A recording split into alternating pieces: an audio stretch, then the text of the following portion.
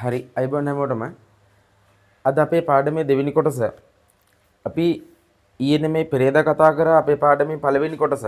ඒ කියන්නේ අපි පාඩම කොටස් හතරකට බෙදුවා. මම ඒක පළවෙනි දවසෙත් කිව්වා. පොඩි විනාඩි දෙකක් අරගෙන මේ ටික කියලා ඉන්නම්. අපි පළවෙනි පාඩම තුන්වෙනි පාඩම කොටස් හතරකට බෙදලා අපි මේක පළවෙනි දවසේදී කතා කරා පළවෙනි කොටස. ඊට පස්සේ අද දෙවෙනි කොටස, හෙට රෑ 4 තුන්වෙනි කොටස, අනිද්දා රෑ 7ට හතරවෙනි කොටස. හරිනේ. ටියුට් එකේ කැරි ටික බෙදපු විදිය මම පළවෙනි වීඩියෝ එකේදී කිව්වා. ඒ හින්දා ඒ ගැන ආයෙ කතා කරන්න යන්නේ නැහැ. මේකෙදිත් ඒකට වෙලාවක් යන හින්දා. හරිනේ. හරි. ඔන්න අද ගන්න දෙවෙනි කොටස. අද අපිට කතා කරන්න තියෙන්නේ රජයේ මූල්‍ය ප්‍රතිපත්තිය ගැන. හරිනේ. රජයේ මූල්‍ය ප්‍රතිපත්තිය ගැන ටියුට් එකේ පෙරලා ගන්න. අපි එදා ඉවර කරා රජයේ ආර්ථික අරමුණු සෙට් එක. ටියුට් එකේ පෙරලා ගන්න රජයේ මූල්‍ය ප්‍රතිපත්තිය. හරි. ඔන්න ඉස්සරලා වැඩේ අහගෙන ඉන්න. පස්සේ ටියුට් එක පුරවමු. ටියුට් එකේ පුරවන්න ලොකු දේවල් නැහැ. ඒ හින්දා මේ වැඩේ චුට්ටක් ඔළුවට දාගමු ඔන්න දැන්. හරිනේ. අපිට රජයේ ප්‍රතිපත්ති කිව්වහම ප්‍රධාන ප්‍රතිපත්ති දෙකක් තියෙනවනේ. එකක් රජයේ මූල්‍ය ප්‍රතිපත්තිය, අනික රාජ්‍ය මූල්‍ය ප්‍රතිපත්තිය. ඔන්න මං චුට්ටක් මෙතන පොඩි පැටලුමක් ලියලා ඉන්නම්. ඔන්න රාජ්‍ය මූල්‍ය ප්‍රතිපත්තිය කියලා කියන්නේ ඔයා දන්න ෆිස්කල් ප්‍රතිපත්තියටමයි. හරිනේ. ෆිස්කල් ප්‍රතිපත්තියටමයි රාජ්‍ය මූල්‍ය ප්‍රතිපත්තිය කියලා කියන්නේ. එතකොට රජයේ මූල්‍ය ප්‍රතිපත්තිය සහ රාජ්‍ය මූල්‍ය ප්‍රතිපත්තිය කියන්නේ එකක් නෙමෙයි දෙකක්. හරිනේ. මේ ප්‍රතිපත්ති දෙක මේ එකම වචනේදී මේ මෙතන මූල්‍ය තිබ්බ කියලා එකම ප්‍රතිපත්තිය නෙමෙයි. මේ වෙනස් වෙන්නේ මේක රාජ්‍ය, මේක රජේ, මේක රාජ්‍ය. හරිනේ. ඔන්න ඔය වචන දෙකෙන් තමයි වෙනස් වෙන්නේ. එතකොට මතක තියාගන්න රාජ්‍ය මූල්‍ය ප්‍රතිපත්තිය කියලා කියන්නේ රජයේ ෆිස්කල් ප්‍රතිපත්තියටමයි. හරිනේ. අද අපේ මාතෘකාව මේක. හෙට රෑ 7ට මේ කොටස කතා කරනවා. හරිනේ. අපි ඒ හින්දා මොකද ප්‍රතිපත්ති දෙකේ තියෙන සම්පූර්ණ වෙනස් සංකල්ප දෙකක්. ඒතර මේ දෙකම එකට අරගෙන කතා කරන්න ඕනේ නැහැ. මේ වචනේ ඔයාලට කිව්වේ නැත්තම් මම ওই වචනේ තනින් තන කියද්දි ඔයාලට නිකන් පැටලෙන්න පුළුවන්. මේ එකම දෙයකට නේද මේ වචන දෙක කියන්නේ කියලා. නෑ. රජයේ මූල්‍ය ප්‍රතිපත්තිය එකක්, රාජ්‍ය මූල්‍ය ප්‍රතිපත්තිය වෙන එකක්. හරිනේ. හරි. ඔන්න අපේ මාතෘකාව රජයේ මූල්‍ය ප්‍රතිපත්තිය. රජයේ මූල්‍ය ප්‍රතිපත්තිය. ඔන්න මේ වැඩේ පටන් ගද්දින් ඔන්න කියන්නේ හරි පිළිවෙලට අහගන්න. ටියුට් එක පස්සේ පුරවගමු. හරි පිළිවෙලට අහගන්න. මේකේ තියෙනවා පොඩ්ඩක් බේරුම් කරගන්න සංකල්ප කීපයක්. හරිනේ. ඔන්න පළවෙනි කතාව. මොකද්ද ප්‍රතිපත්තියක් කියන්නේ? දැන් අපිට සිලබස් එක ඇතුලේ ප්‍රතිපත්ති දෙකක් තියෙනවානේ. මොකද්ද ප්‍රතිපත්තියක් කියන්නේ? ප්‍රතිපත්තියක් කියන එකේ අදහස මොකද්ද? ඔන්න අහගන්න ඉස්සරලා. මම කියන්නේ හැමතිස්සෙම ඔය මුල් තැන ඉඳලා පැහැදිලිව ක්ලියර් එකේ ඔලුවට දාගන්න අමතක වෙන්නේ නැහැ එතකොට. හරිනේ. ඔන්න ප්‍රතිපත්තියක් කියලා කියන්නේ ඕන තැනක ප්‍රතිපත්තියක් කියලා කියන්නේ අරමුණු ඉටු කර ගැනීම වෙනුවෙන් තියෙන යාන්ත්‍රණයක්. හරිනේ. අරමුණු ඉටු කර ගැනීම වෙනුවෙන් තියෙන යාන්ත්‍රණයක්. ඔන්න එතකොට දැන් ඔන්න පාඩම ගැලපෙනවේ. ඔයා මීට කලින් කොටසදී ඊයේ මේ පෙරේද කොටසදී ඔයා දැන් දැනගත්තා පාඩමේ පළවෙනි කොටසදී තියෙනවා රජයේ ආර්ථික අරමුණු කියලා මාතෘකාවක්. අපි කිව්වේ අර ව්‍යාපාරවලත් අරමුණු තියෙනවා, රජයේත් අරමුණු තියෙනවා. ව්‍යාපාර රජයේ අරමුණු ඉටු කරගන්න සපෝට් එක දෙනවා. රජය ව්‍යාපාර වල අරමුණු ඉටු කරගන්න සපෝට් එක දෙනවා. එතනදී අපි ව්‍යාපාර විදිහට හැමතිස්සෙම සපෝට් එක දෙන්න නම් එයාගේ තියෙන අරමුණු ටික ඉටු කරගන්න දැනගන්න ඕන කිව්වා. නේ? කියලා අපි අරමුණු කීපයක් පැහැදිලි කරගත්තේ මොනවද තිබ්බේ? ආර්ථික වර්ධනය හා සංවර්ධනය, ඊට පස්සේ පූර්ණ සේවා නියුක්තිය, ඊට පස්සේ සාධාරණ ආදායම් ව්‍යාප්තිය, ඊට පස්සේ ආර්ථික ස්ථායීතාවය, අවසානට යහපත් අන්තර්ජාතික වෙළඳාම. මීට අමතරව අතිරේක ආර්ථික අරමුණු සෙට් එකකුත් අපි ඉගෙන ගත්ත වෙලේ. හරිනේ. මම මේ ටික දැන් කියන්න යන්නේ. ඒ ටික අපි පළවෙනි කොටසේදී කතා කරා.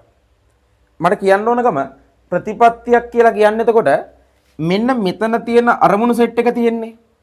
මෙන්න මේ කියන අරමුණු ඉටු කර ගැනීම වෙනුවෙන් හදාගත්තු යාන්ත්‍රණයක්. හරිද? අරමුණු ඉටු කර ගැනීම වෙනුවෙන් හදාගත්තු යාන්ත්‍රණයක්. අර ප්‍රතිපත්තියක් කියලා කියන්නේ. මම ප්‍රතිපත්තියක් විදිහට මේක කරන්නේ ප්‍රතිපත්තියක් විදිහට මේ දේවල් කරන්නේ කියන්නේ. ඒ කියන්නේ එහෙම ප්‍රතිපත්ති රකින්න මිනිස්සු ඊළඟට තියෙන බලාපොරොත්තු ඉටු කරගන්න. නේ? උදාහරණයක් විදිහට බලාපොරොත්තුවක් තියෙනවා නම් මෙහෙම. හරි. මම ප්‍රතිපත්තියක් විදිහට හැම මාසෙම හැම පොයෙටම සිල් ගන්නවා. එහෙම ප්‍රතිපත්තියක් හදාගෙන තියෙනවා නම් ඒ ප්‍රතිපත්තිය රකින්න එකේ අරමුණ තමයි ඉන් ඉස්සරහට එක්ක නිවන් දකින්න එක හරි එතනින් ඉස්සරහට තියෙන දෙයක්. ඒ කියන්නේ අර ප්‍රතිපත්ති රකින්නේ මොනවා හරි දේවල් ඉටු කරගන්න. එතකොට රජයේ ඉටු කරගන්න දේවල් තියෙද්දි රජයේ විසින්ම හදා ගන්නවා රජයට ප්‍රතිපත්ති ටිකක්. ප්‍රතිපත්තියක් විදිහට මේක රකින්නවා. එතකොට මේ අරමුණ ඉටු වෙනවා. හරිනේ? ඔන්න එතකොට මේ අරමුණු ඉටු කර ගැනීම වෙනුවෙන් තමයි ප්‍රතිපත්ති තියෙන්නේ. එතකොට මේ කියපු අරමුණු ඉටු කර ගැනීම වෙනුවෙන් තියෙන ප්‍රධාන ප්‍රතිපත්ති දෙකක් තමයි රජයේ මූල්‍ය ප්‍රතිපත්තිය සහ රාජ්‍ය මූල්‍ය ප්‍රතිපත්තිය. අර අරමුණු ඉටු කර ගැනීම වෙනුවෙන් හදාගත්තු යාන්ත්‍රණ ප්‍රධාන දෙකයි. එකක් රජයේ මූල්‍ය ප්‍රතිපත්තිය අනිත් එක රාජ්‍ය මූල්‍ය ප්‍රතිපත්තිය. එහෙනම් ඔන්න දැන් කතා කරන්නේ ඒ කියපු එක යාන්ත්‍රණයක් ගැන. හරිනේ? ඔන්න ප්‍රතිපත්තියක් කියන්නේ ඔන්න ඔහොම එකක්. දැන් එමු අපේ මාතෘකාවට ප්‍රතිපත්ති කිව්වම තව ප්‍රතිපත්ති තියෙනවා. අපිට සිලබස් එකට දාලා තියෙන්නේ මේ ප්‍රධාන ප්‍රතිපත්ති දෙක තමයි. හරිනේ? ඔන්න එන්න අපේ මාතෘකාවට මාතෘකාව රජයේ මූල්‍ය ප්‍රතිපත්තියනේ. ඔන්න ප්‍රතිපත්තියක් කියන එකක් දන්නවා දැන් ඈ. හරිනේ? ප්‍රතිපත්තියක් කියන වචනේ තේරුම් කරවලා තමයි වැඩේ පටන් ගත්තේ ඔන්න. එන්න මේ කෑල්ලට. හරි. දැන් මං කිව්වනේ ප්‍රතිපත්ති තියෙන්නේ රජයේ තියෙන අරමුණු ඉටු කරගන්නනේ. හරි. එහෙනම් මං කියනවා මේ ප්‍රතිපත්තියේ තියෙන ටාගට් එක මොකද්ද? මොකක් හරි අරමුණක් ඉටු කරගන්න ප්‍රතිපත්තියක් තියෙන අරමුණක් ඉටු කරගන්නනේ. එහෙනම් මේ ප්‍රතිපත්තියේ තියෙන ටාගට් එක මේකේ තියෙන අරමුණ මේකෙන් ඉටු කරගන්න බලාපොරොත්තු වෙන එක. ඒක තමයි ආර්ථිකයක තියෙන මිල ස්ථායීතාවය පවත්වා ගැනීම. මිල ස්ථායීතාවය පවත්වා ගැනීම. ඇත්තරම මිල ස්ථායීතාවය කියන එක රජයේ අරමුණක්ද? රජයේ අරමුණක්ද? මේකේ ටාගට් කරගන්න අරමුණ මේක. මිල ස්ථායීතාවය රජයේ අරමුණක්ද? ඔව්. මතකද? ඔන්න හොඳට පිළිවෙලට අහගන්න ඔන්න. මතකද? ප්‍රධාන ආර්ථික අරමුණු වලදී තිබ්බා ආර්ථික ස්ථායීතාවය කියලා එකක්. ඒ කියපු ආර්ථික ස්ථායීතාවයේ කොටස් දෙකක් තිබ්බා. මතක නම් ඔන්න ආර්ථික ස්ථායීතාවයේ කොටස් දෙකක් තිබ්බා. අභ්‍යන්තර මිල ස්ථායීතාවය සහ බාහිර මිල ස්ථායීතාවය. එතනදී අභ්‍යන්තර මිල ස්ථායීතාවයේදී රට ඇතුලේ තියෙන දේවල් වලින් ආර්ථිකයක් වැටෙන්නේ නැතුව ස්ථාවරව තියාගන්න එකනේ. එතකොට මේක ඇතුලේ කතා කරනවර උද්දමන අවදමන වගේ දේවල් නැතුව මිල මට්ටම් එක ලෙවල් එක තියාගන්න එක. අන්න එතන තමයි ටාගට් එක මේකේ. ඒ කියපු මේ කියපු ප්‍රධාන ආර්ථික අරමුණේ මෙන්න මේතන තමයි මේ ප්‍රතිපත්තිය ටාගට් එක. හරිනේ? හරි. ඊළඟට දැන් ඊළඟ ප්‍රශ්නේ. හරියට මේක තේරෙන විදිහට මේකේ මුල ඉඳලා අගට යනකම් හරියට ඔලුවට දාගත්තාම වැඩේ හරියයි. ඔන්න. දැන් ඊළඟ ප්‍රශ්නේ. මෙච්චර ප්‍රතිපත්තියක් ගාගෙන රකින්න තරම් ලොකු අරමුණක්ද මේක? ඒකනේ ප්‍රශ්නේ. මෙච්චර ප්‍රතිපත්ති ගාගෙන අමුතුවෙන් මෙව්ව හදාගෙනම රකින්න තරම් අරමුණක්ද මේක? තව ඕන තරම් අරමුණු තියෙනවනේ. නේ? තව තියෙනවනේ ආර්ථික වර්ධනය සංවර්ධනය පූර්ණ සේවා නියුක්ති ඔච්චර තියෙනවනේ. තියෙද්දි ඇයි අර ආර්ථික ස්ථායීතාවයේ කියන අරමුණේ තිබ්බ මේ කෑල්ලම මෙච්චර මේ ફોකස් කරන්නේ මෙයාලා? කේස් එකක් තියෙනවනේ. ඔන්න උත්තරේ. උත්තරේ ඔන්න. මෙන්න මේ මිල ස්ථායීතාවය කියන එක රටකට කොච්චර වටිනවද කියන්නම් ඔන්න. මිල ස්ථායීතාවය කියන අදහස් කරන්නේ රටේ තියෙන භාණ්ඩ හා සේවාවල පොදු මිල මට්ටම උද්දමනයක්වත් අවදමනයක්වත් නැතුව තියෙන එක. නේ? උද්දමනයක් කියන්නේ භාණ්ඩ හා සේවාවල පොදු මිල මට්ටම අකණ්ඩව ඉහළ යාම. අවදමනයක් කියන්නේ භාණ්ඩ හා සේවාවල පොදු මිල මට්ටම අකණ්ඩව පහළ යාම. මිල ඉහළ යන්නේ නැතුව පහළ යන්නේ නැතුව එක ලෙවල් එකක තියෙන එක තමයි මිල ස්ථායීතාවය. හරිනේ? ඔන්න ඒකේ ප්‍රායෝගික අදහස මෙන්න මේක. හිතන්න මේ කාලෙත් එක්ක භාණ්ඩ සේවාවල පොදු මිල මට්ටම මේ කියලා. හරිනේ? මේ ප්‍රස්තාර දෙකම බොරුවට නිකන් බය වෙන්න එපා. ඔන්න තේරුම් ගන්න. මේ පැත්තේ මිල මට්ටම මේ පැත්තේ කාලය. කාලෙත් එක්ක කොහොමද වෙනස් වෙන්නේ කියලා. එතකොට අපි හිතමු මෙහෙම. අපි හිතමු ඔන්න කැරට් ගොවියෙක් ඉන්නවා කියමුකෝ. කැරට් ගොවියෙක් ඉන්නවා. කැරට් ගොවියා දැන් මේ වෙද්දි කැරට් කිලෝ එකක මිල රුපියල් 100යි කියලා උපකල්පනය කරන්න. එතකොට මෙන්න රුපියල් 100 ලෙවල් එක. හරිනේ මිල මට්ටම රුපියල් 100යි. එතකොට මේ රජයේ අපේක්ෂාව තමයි මේක කෙටි කැරට් විතරක් නෙමෙයි මම මේ උදාහරණය මේක සියලු කැරට් වලින් අදහස් කරන්නේ කැරට් වලින් නියෝජනය කරන්නේ සියලුම භාණ්ඩ සේවා. හරිනේ? එතනදී මේ මිල මට්ටම් දැඩි ලෙස ඉහළ හෝ පහළ ගියොත් උදාහරණයක් විදියට දැන් නිකන් හිතන්න කැරට් කිලෝ එකක් රුපියල් 100යි ජනවාරි 1 වෙනිදා. හරිනේ? ඔන්න පෙබරවාරි මාසේ 1 වෙනිදා වෙද්දී කැරට් කිලෝ එක රුපියල් 350යි. 100ට තිබ්බ කැරට් කිලෝ එක රුපියල් 350 වෙලා. මිල ස්ථාවරව තිබ්බද? එක මට්ටමක තිබ්බද? නැහැ. නෙමෙයිම හිතන්න. ජනවාරි 1 වෙනිදා රුපියල් 100ට තිබ්බ කැරට් කිලෝ එක පෙබරවාරි 1 වෙනිදා වෙද්දී රුපියල් 25යි. මිල අඩු වෙලා. නේ? අපි කියන්නේ මිල ස්ථායීතාවයේදී මිල වැඩි වෙන්නත් එපා මිල අඩු වෙන්නත් එපා. එක ලෙවල් එකක තියා ගන්නවා. එතනදී හැබැයි මෙහෙමයි. ප්‍රායෝගිකව මේක පොඩි ලෙවල් එකක් ඇතුලේ තියෙන එක ප්‍රායෝගිකයි. ඒ කියන්නේ රුපියල් 100ම නෙමෙයි. මං කියන්නේ හරියට මේක ඉගෙන ගන්න. රුපියල් 100ම නෙමෙයි. මේක පොඩි විදිහට රුපියල් 105 වෙන්න පුළුවන්. රුපියල් 98 වෙන්න පුළුවන්. චූටි දේවල් වෙන්න පුළුවන්. ඒක ප්‍රායෝගිකයි. හරිනේ? ඒ කියන්නේ මිල ස්ථායීතාවය කියන්නේ ජනවාරි 1 වෙනිදා 1.1 කියන දවසේ රුපියල් 100ටම තිබ්බනම් ඕක 12.31 වෙද්දිත් රුපියල් 100ටම තියෙන්න ඕන කියන එක නෙමෙයි. මේ 2023 ජනවාරි 1 වෙනිදාත් රුපියල් 100යි 24 රුපියල් 100යි 25 රුපියල් 100යි එහෙම තියෙන්න ඕනේ නැහැ. ඒක චූටි වෙනස්කම් එක්ක පොඩි ඉහළ යාම් පහළ යාම් තියෙන එක ප්‍රායෝගිකයි. හරිනේ? ඒකයි අපි කියන්නේ මේ රුපියල් 100ම නෙමෙයි එක මට්ටමක එක අගයක නෙමෙයි එක මට්ටමක. එතකොට මිල ස්ථායීතාවය කියලා අදහස් කරන්නේ භාණ්ඩ හා සේවාවල පොදු මිල මට්ටම එක ලෙවල් එකක තියෙන එක දිගු කාලයක්. හරිනේ? හරි. දැන් මම කියන්නම් එක ලෙවල් එකක පොදු මිල මට්ටම නොතිබුණාම තියෙන අවුල. එතකොට මේකේ වටිනාකම තේරෙන්නේ. හරිනේ? ඔන්න හිතන්න මිල වැඩි වෙනවා. උදාහරණයක් විදිහට කිව්වොත් අපි රුපියල් 100ට තිබ්බ කැරට් කිලෝ එක රුපියල් 350 වුණා පෙබරවාරි මාසෙ වෙද්දී. දැන් මිල වැඩි වෙලානේ. නේ? මං කියන්නම් මිල වැඩි වුණොත් ආර්ථිකයට තියෙන අවුල. හරිනේ? ඔන්න. ඔයා දන්නවා ආර්ථිකයේ ඉන්නවා පාර්ශවයන් දෙකක්. එක පාර්ශවයක් තමයි නිෂ්පාදකයෝ. අනිත් පාර්ශවය තමයි පාරිභෝගිකයෝ. හරිනේ? මං කියන්නේ මිල වැඩි වුණොත් පාරිභෝගිකයාට අවුල්. එයි මිල වැඩි වුණොත් නිෂ්පාදකයාට නම් අවුලක් නැහැ. ඒ කියන්නේ එයා කැරට් හිටවත් දින් රුපියල් 100යි. හරිද? හිටවත් දින් රුපියල් 100යි. හැබැයි කැරට් වල අස්වැන්න ගන්න කාලෙදී රුපියල් 350 වෙලා. නිෂ්පාදකයාට ඕකේ මූට මාර වාසි. හැබැයි හිතන්නකො පාරිභෝගිකයාට රුපියල් 100යි කියලා හිතාගෙන හිටපු කැරට් පෙබරවාරි මාසෙට යද්දී 350 වෙලා. නේ? හිතන්නකො එතකොට ඔය රයිස් හදන කට්ටිය වගේ ඒගොල්ලෝ ටිකක් වැඩිපුර මිලදී ගද්දී ඔය හොටෙල් කරන කට්ටිය ඒගොල්ලෝ වැඩිපුර මිලදී ගද්දී ප්ලෑන් කරගන්නවා රුපියල් 100ට කියලා කොස්ට් එක හදාගෙන තමයි රයිස් එකේ මිල කියන්නේ. හැබැයි පෙබරවාරි මාසේ පොඩි කාලයක් ඇතුළත සතියයි දෙකයි එතන ගියාම කැරට් කිලෝ එක 350 වෙලා. දැන් රයිස් එකේ මිල කියා ගන්න බෑ. අර කියපු මිලටම රයිස් එක විකුණුවොත් පාඩුයි. එයි ඉස්සර රයිස් එකේ මිල තීරණය කළේ කැරට් රුපියල් 100යි කියලා හිතාගෙන.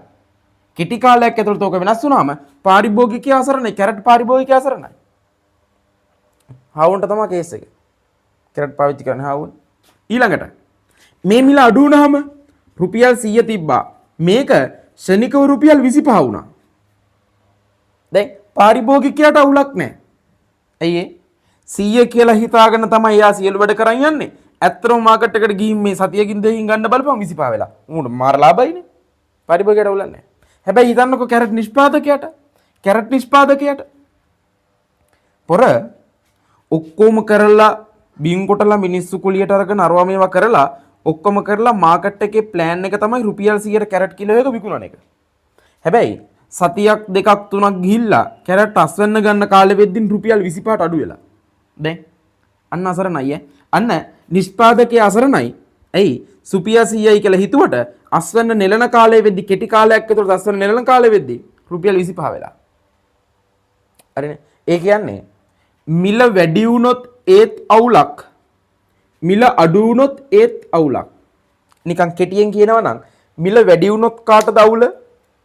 මිල වැඩි වුණොත් අවුල කාටද? පාරිභෝගිකයාට.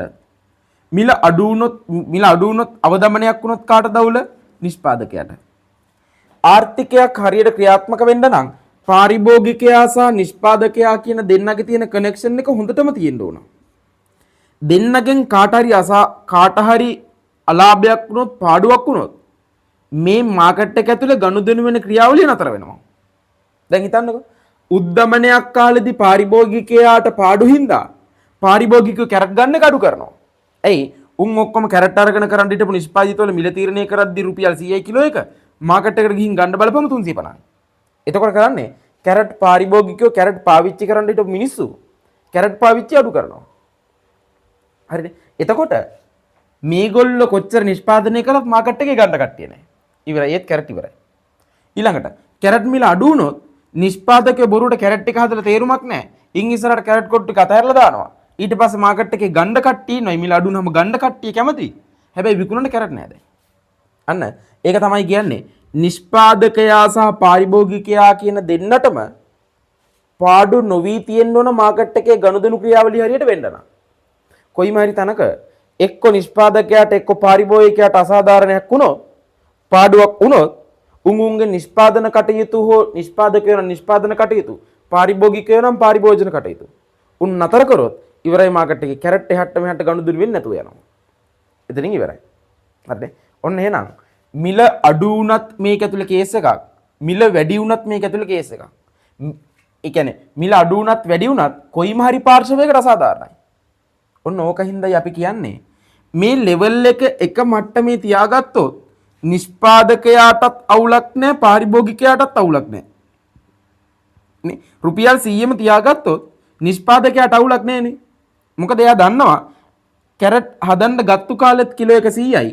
කැරට් අස්වැන්න යන කාලෙත් එයා හිතාගත්තු 100 මිලටම දෙන්න පුළුවන්. මොකද ඒ මිල ටාගට් කරගෙන එයා ඒ වෙනුවෙන් වියදම් කරන්නේ. නේ පාරිභෝගිකයාට අවුලකුත් නැහැ රුපියල් 100යි.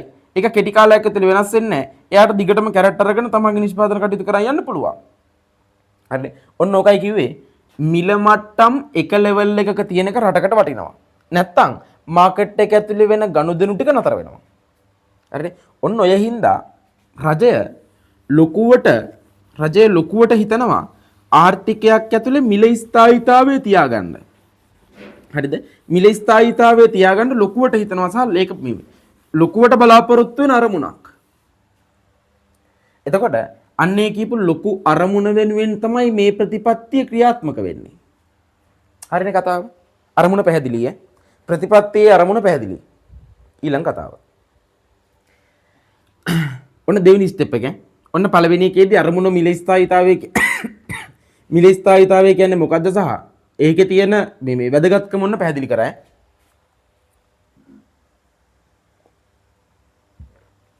ඊළඟට මේ කියපු මිල ස්ථායීතාවය පවත්වා ගන්න කොහොමද රජය? මේ ප්‍රතිපත්ති ගහගන්නේ රජයනේ මේවා ක්‍රියාත්මක වෙන්නේ.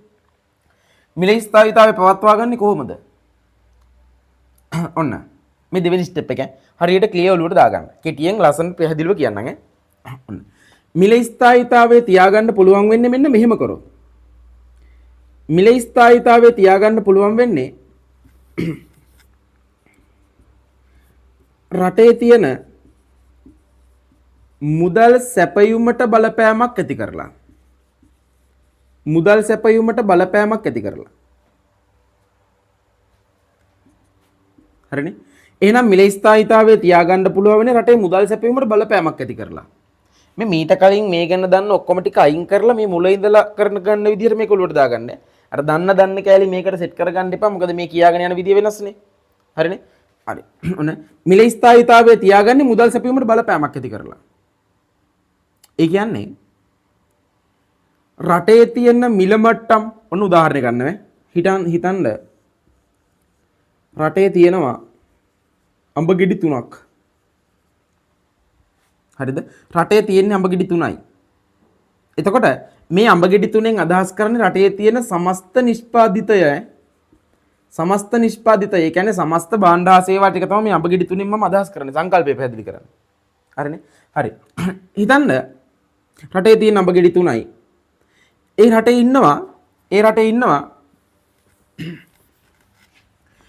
ඉන්නවා මිනිස්සු කට්ටියක්. රටේ ඉන්න මහ ජනතාව මිනිස්සු කට්ටිය. හරිනේ? ඔන්න මම කියනවා මෙන්න මෙහෙම එකක්. හරියට පැහැදිලිව ඔලුවට දාගන්න ඕනේ. රටේ තියෙන මිනිස්සු ගාව තියෙනවා රුපියල් 3000ක්. හිතන්න රටේ තියෙන්නේ අඹ විතරයි. අඹ විතරයි කියන්නේ මේ සියලුම භාණ්ඩ සේවානේ මේකේ නියෝජනය වෙන්නේ. මේක සංකල්පය ඔලුවට දාගන්න පාවිච්චි කරන උදාහරණයක් ඈ. හරි. ඔන්න මේ රුපියල් 3000 වියදම් කරලා මිනිස්සු අඹ ගත්තොත් එක අඹ ගෙඩියක මිල කීයද වැටෙන්නේ? රුපියල් 1000යි. ඔන්න මිනිස්සු ගාව තියෙන සල්ලි වලින්නේ භාණ්ඩ සේවා සල්ලි දීලා ගන්න ඕන. එතකොට මිනිස්සු ගාව තියෙන සල්ලි ටික 3000 නම් අඹ ගෙඩි ටික සමානයි නම් අඹ ගෙඩියක් වැටෙන්නේ රුපියල් 1000යි. දැන් හිතන්න මිනිස්සු ගාව තියෙන සල්ලි ටික රුපියල් 6000 වුණා කියලා.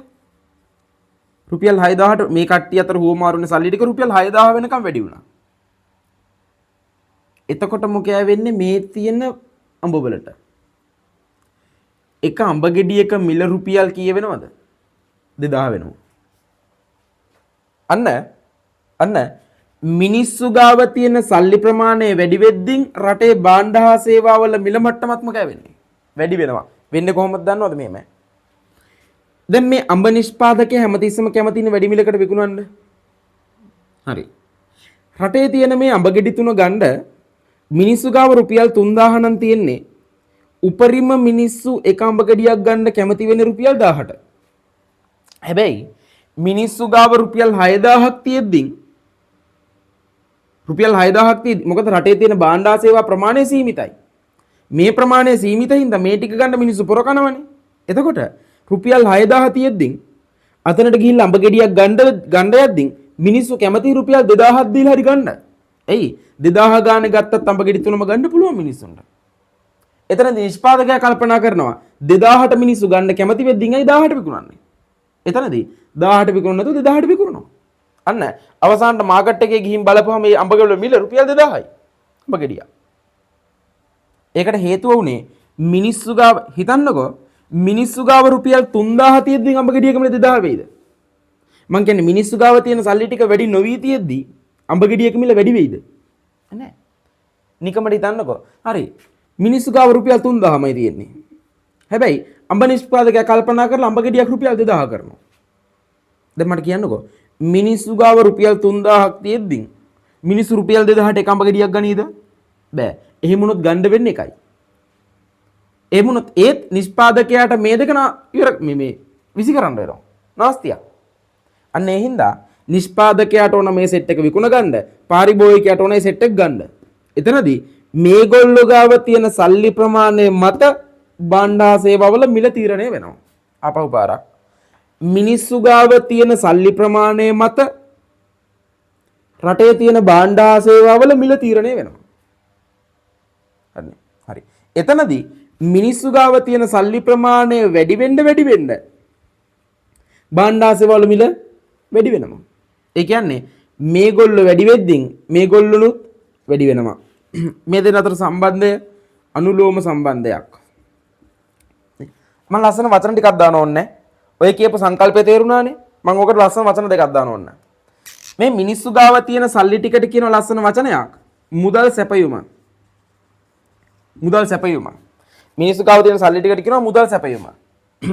මෙතන තිබ්බ මේ බඩුවල මිල අපි එහෙම කියන්නේ බඩුවල මිල නෙමෙයි. අපි ඒකට දානවා මේ තමයි මිල මට්ටම. මේක එක ලෙවල් එකක තියාගන්න එක තමයි මේ ප්‍රතිපත්තියේ ටාගට් එක. මං කිව්වා මේක එක ලෙවල් එකක තියාගන්න එක. ඒ කියන්නේ මිල ස්ථායීතාවය වෙනුවෙන් කරන්නේ මේ කියන මුදල් සැපයුම පාලනය කරන එක. ඇයි? රජය දන්නවා මිල මට්ටම සහ මුදල් සැපයුම අතර අනුලෝම සම්බන්ධයක් තියෙනවා. එකපාරට ඇවිල්ලා මිල මට්ටම පාලනය කරනවට වඩා හොඳයි ප්‍රශ්නේ තියෙන තැනට බේත දෙද්දී ප්‍රශ්නේ මුල හොයා ගන්නවා. හරිද? ප්‍රශ්නේ මුල හොයා ගන්නවා. එතනදී මිල මට්ටම බලපාන්න ඍජුව බලපාන්නේ මුදල් සැපයීම කියලා හොයා ගන්නවා. එතකොට මේ මිල ස්ථායීතාවයේ කියන අරමුණ වෙනුවෙන් ශනිකව බලපෑමට ලක් කරන්නේ මුදල් සැපයීම. ඔයා දන්නවා මුදල් සැපයීමට ගහපුවම වදින්නේ මිල මට්ටමට. සම්බන්ධයක් තියෙනවනේ. මුදල් සැපයීමට ගහපුවම වදින්නේ මිල මට්ටමට. හරිනේ? හරි. එහෙනම් මෙතෙන්ද ගිහිලා ඩිරෙක්ට් ගහන්නේ නැහැ අපි. එයාට වදින විදිහට මෙයාට ගහනවා. ඕක තමයි මේ රජයේ මූල්‍ය ප්‍රතිපත්තියෙන් කරන්නේ. එහෙනම් රජයේ මූල්‍ය ප්‍රතිපත්තියේ ටාගට් එක තමයි මිල ස්ථායීතාවය පවත්වා ගැනීම වෙනුවෙන් මුදල් සැපයීමට බලපෑම් ඇති කිරීම. මිල මට්ටමට නෙමෙයි. ඒ කියන මිල මට්ටම ස්ථායීව තියාගැනීමේ බලාපොරොත්තුවෙන් මෙතෙන්ට බලපෑම් කිරීම තමයි මේ ප්‍රතිපත්තියෙන් කරන්නේ. හරිනේ. හරි. ඔය වැඩේ කරන්නේ කවුද? කරන්නේ කවුද මේ වැඩේ? මේ මූල්‍ය ප්‍රතිපත්තිය මෙහෙවන්නේ ශ්‍රී ලංකා මහ බැංකුව. හරි.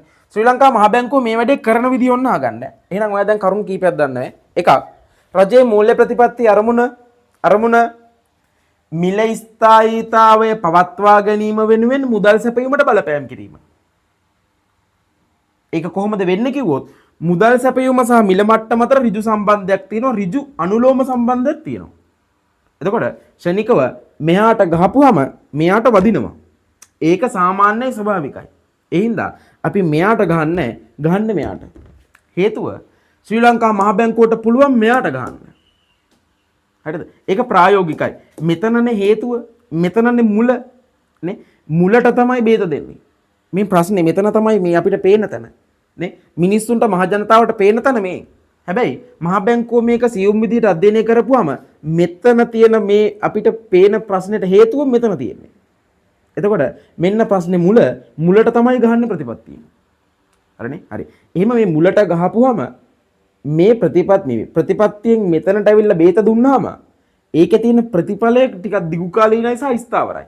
මෙතෙන් දැල්ල ශනිකෝ මිල මට්ටම් රජයේ කෙලිම ඇවිල්ලා මේක උපරිම මිල සීමා අවම මිල සීමා දානවට වඩා හේතු හොයලා හේතුවේ මුලට බේත දුන්නාම ලෙඩේ හොඳ වෙන එක ෂුවර්. හරිනේ? හරි. එහෙනම් ඔන්න මුදල් සැපීමට බලපෑම් කරනවා. ඔයා කීපයක් දන්නවා දැන්. එකක් රජයේ මූල්‍ය ප්‍රතිපත්තිය අරමුණ දන්නවා. මිල ස්ථායීතාවය පවත්වා ගැනීම වෙනුවෙන් මුදල් සැපීමට බලපෑම් කිරීම. මං ආය කියන්නේ හොඳට ඔලුවට දාගන්න වචන ටික. හරිනේ? මිල ස්ථායීතාවය පවත්වා ගැනීම වෙනුවෙන් මුදල් සැපීමට බලපෑම් කිරීම. හරිනේ? ඊළඟට මේ කියන රජයේ මූල්‍ය ප්‍රතිපත්තිය මෙහෙවන්නේ කවුද? ශ්‍රී ලංකා මහ බැංකුව. හරිනේ? ශ්‍රී ලංකා මහ බැංකුව. දැන් කියනවා මං ශ්‍රී ලංකා මහ බැංකුව මේ කියපු මිල ස්ථායීතාවය පවත්වා ගැනීම වෙනුවෙන් මුදල් සැපීමට බලපෑම් කිරීම කියන අරමුණ ඒක ඉටු කරගන්න කොහොමද වැඩ කරන්න කියලා. ඒ කියන්නේ ශ්‍රී ලංකා මහ බැංකුව මේ වැඩේ කරන්නේ කොහොමද කියලා. ඔන්න. හිතන්න මේ තමයි ශ්‍රී ලංකා මහ බැංකුව. මේක ශ්‍රී ලංකා මහ බැංකුව. හරිනේ? දැන් මේ කියන මහ බැංකුව නේ දැන් අර කියපු ප්‍රතිපත්තිය මෙහෙවන්නේ. දැන් මහ බැංකුවේ හැමතිස්සෙම ටාගට් එක මොකද්ද? මෙතන තියෙන මුදල් සැපීමට බලපෑම් කිරීම. හරිනේ? ඔන්න දැන් කරන්නේ මහ බැංකුව බලනවා මේ මුදල් සැපයීම කියන තැන මෙතන ඉන්න කවුද මේ? ඉන්නේ කවුද? මුදල් සැපයීම තියෙන්නේ කවුරු ගාවද? මහ ජනතාව ගාව. මහ ජනතාව. මුදල් සැපයීම කියන්නේ ඇත්තටම මොකක්ද එහෙනම්? මිනිස්සු අතර ඒ කාලෙදි මිනිස්සු අතර හුවමාරු වෙන සල්ලි ටික. එච්චරයි. මිනිස්සු අතර හුවමාරු වෙන සල්ලි ටික. මිනිස්සු අතර හුවමාරු වෙන සල්ලි ටික සහ මිල මට්ටම අතර සම්බන්ධය තමයි මේ කිව්වේ. හරි. මහ බැංකුව බලනවා දැන් මිනිස්සු අතර හුවමාරු වෙන සල්ලි ටික කොහොමද පාලනය කරන්නේ? එතෙන්ටනේ ගහන්නේ අපි. අතෙන්ද වදිනවා මෙතෙන්ද ගහන්නේ. හරිනේ? මහ බැංකුව බලනවා මිනිස්සු ගාව හුවමාරු වෙන සල්ලි ටික කොහොමද පාලනය කරන්න කියලා. වෙනස් කරන්න ඕන වෙද්දි කියලා. එතකොට කරන්නේ මහ බැංකුව මිනිස්සුත් එක්කම් මහ ජනතාවත් එක්කම් ඩිරෙක්ට් සම්බන්ධයක් නැහැනේ. අපිට බෑනේ ගිහිල්ලා මහ බැංකුවේ account එකක් open කරලා සල්ලි දාන්න. ඒක මහ බැංකුවෙන් loan එකක් ගන්න වගේ වැඩ කරන්න බෑනේ. සල්ලි ටිකක් අරන් යනවා කොහෙද යන්නේ හපුවම මහ බැංකුවට යනවා ගිණුමක් open කරන්න. හරි. සල්ලි ටිකක් ගත්තා කොහෙන්ද ණය ගත්තේ මහ බැංකුවෙන්. එහෙම බෑ. හරිද? එතකොට මහ බැංකුවට මිනිස්සුත් එක්කම් ඍජු සම්බන්ධයක් නැති හින්දා මහ බැංකුව බලනවා මෙහෙම වැඩක්. මහ බැංකුවත් එක්ක හොඳට අහගන්න මේ පොයින්ට්. මහ බැංකුවත් එක්කම් මිනිස්සු අතර ඍජු සම්බන්ධයක් නැති හින්දා මහ බැංකුව බලනවා එයත් එක්ක ඍජු සම්බන්ධයක් තියෙන කෙනෙක් ලව්වාරයට බලපෑම් කරවන්න. එතනදී කරන්නේ මෙහෙම වැඩක්. මහ බැංකුව වාණිජ බැංකු සහ ප්‍රාථමික අලෙවිකරුවන් වාණිජ බැංකු සහ ප්‍රාථමික අලෙවිකරුවන් ප්‍රාථමික අලෙවිකරුවන් ගැන එච්චර හිතන්න එපා. හිතන්න සංකල්ප වලට දාගෙන වාණිජ බැංකුව ගැන. මහා බැංකුව වාණිජ බැංකුත් එක්ක ඩිරෙක්ට් සම්බන්ධයක් තියෙනවද නැද්ද? තියෙනවනේ. වාණිජ බැංකුව පාලනය කරන්නේ මහා බැංකුවනේ. හරි. ඊළඟට මහා බැංකුව කල්පනා කරනවා අප්පා වාණිජ බැංකුව සහ මිනිස්සු අතර අපි බැංකුව අතර සම්බන්ධයක් නැද්ද? අපි එදිනදා තැන්පත් කරන්න යනවා, ණය ගන්න යනවා. ඔය හැමදේම කරන්න යන්නේ වාණිජ බැංකුවලට අපි.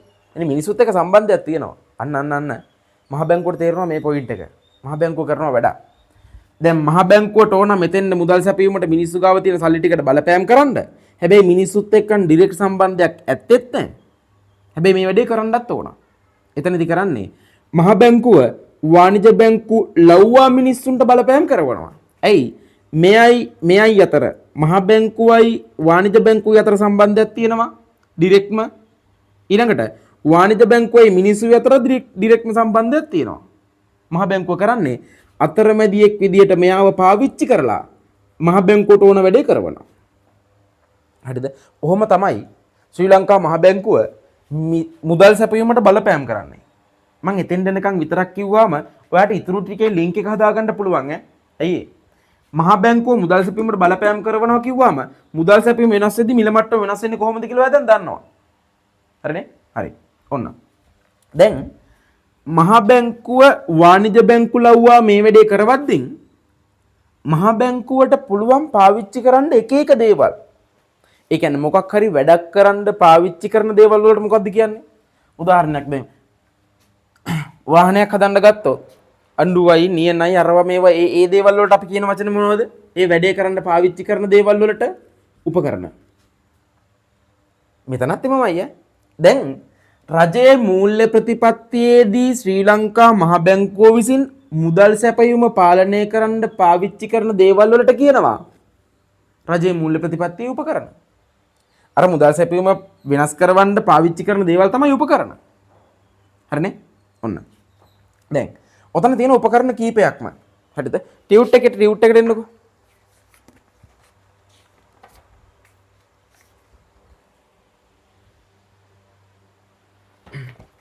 ටියුට් එකේ තියෙනවා මුලින්ම අර අපි කියපු කතාව මිල ස්ථායීතාවය ආරක්ෂා කිරීමේ අරමුණින් මුදල් සැපයීම උද්දමනය කෙරෙහි බලපෑම් මිල ස්ථායීතාවය පවත්වා ගැනීම කෙරෙහි මුදල් සැපයීම බලපෑම් ඇති කරන දා රජය විසින් අනුගමනය කරන ක්‍රියාමාර්ගයෙන් අදහස් කරයි. මේ ක්‍රියාත්මක කරන ශ්‍රී ලංකා මහ බැංකුව විසින් රජයේ මූල්‍ය ප්‍රතිපත්තිය ක්‍රියාත්මක කිරීමේදී භාවිතා කරන මූල්‍ය උපකරණ කිහිපයකි. දැන් දන්නවා මූල්‍ය උපකරණ කියන එකේ තේරුම. මම කියන්නේ මූල්‍ය උපකරණ කියලා මේ ටික පාඩම් කරන්න එපා. මූල්‍ය උපකරණයක් කියන්නේ මොකක්ද කියලා තේරුම් ගන්නකො එතකොට හරි. හරිනේ? හරි. එහෙනම් මූල්‍ය උපකරණ කියලා කියන්නේ මහා බැංකුව මේ අදාළ කාර්ය කරන්න පාවිච්චි කරන දේවල්. මහා බැංකුවට තියෙනවා ගොඩක් දේවල් පාවිච්චි කරන්න. හරිනේ? ඔන්න. මම උපකරණය ලියන්නේ මේකේ තියෙන උපකරණ පිළිවෙලට යන්. ඒක ලිව්වොත් එහෙනම් බෝඩ් එකේ වට අපහැදිලි වෙන්න පුළුවන් හැමතැනම ලියලා හින්දා. හරිනේ? හරි. ඔන්න පළවෙනි එක. පළවෙනි සහ ප්‍රධානම එක එතන හිස්තනේ දාගන්න එක ප්‍රතිපත්තිමය පොලි අනුපාතික. පළවෙනි එක ප්‍රතිපත්තිමය පොලි අනුපාතික.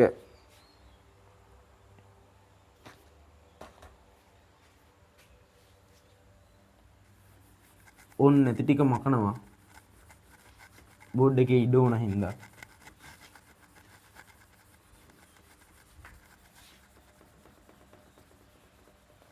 දන්න දේවල් ටික මෙකුවා.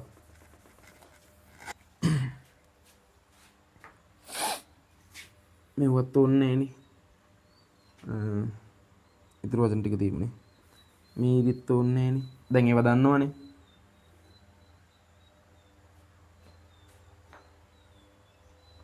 හරි. දාගන්න පළවෙනි උපකරණය ප්‍රතිපත්තිමය පොලි අනුපාතික.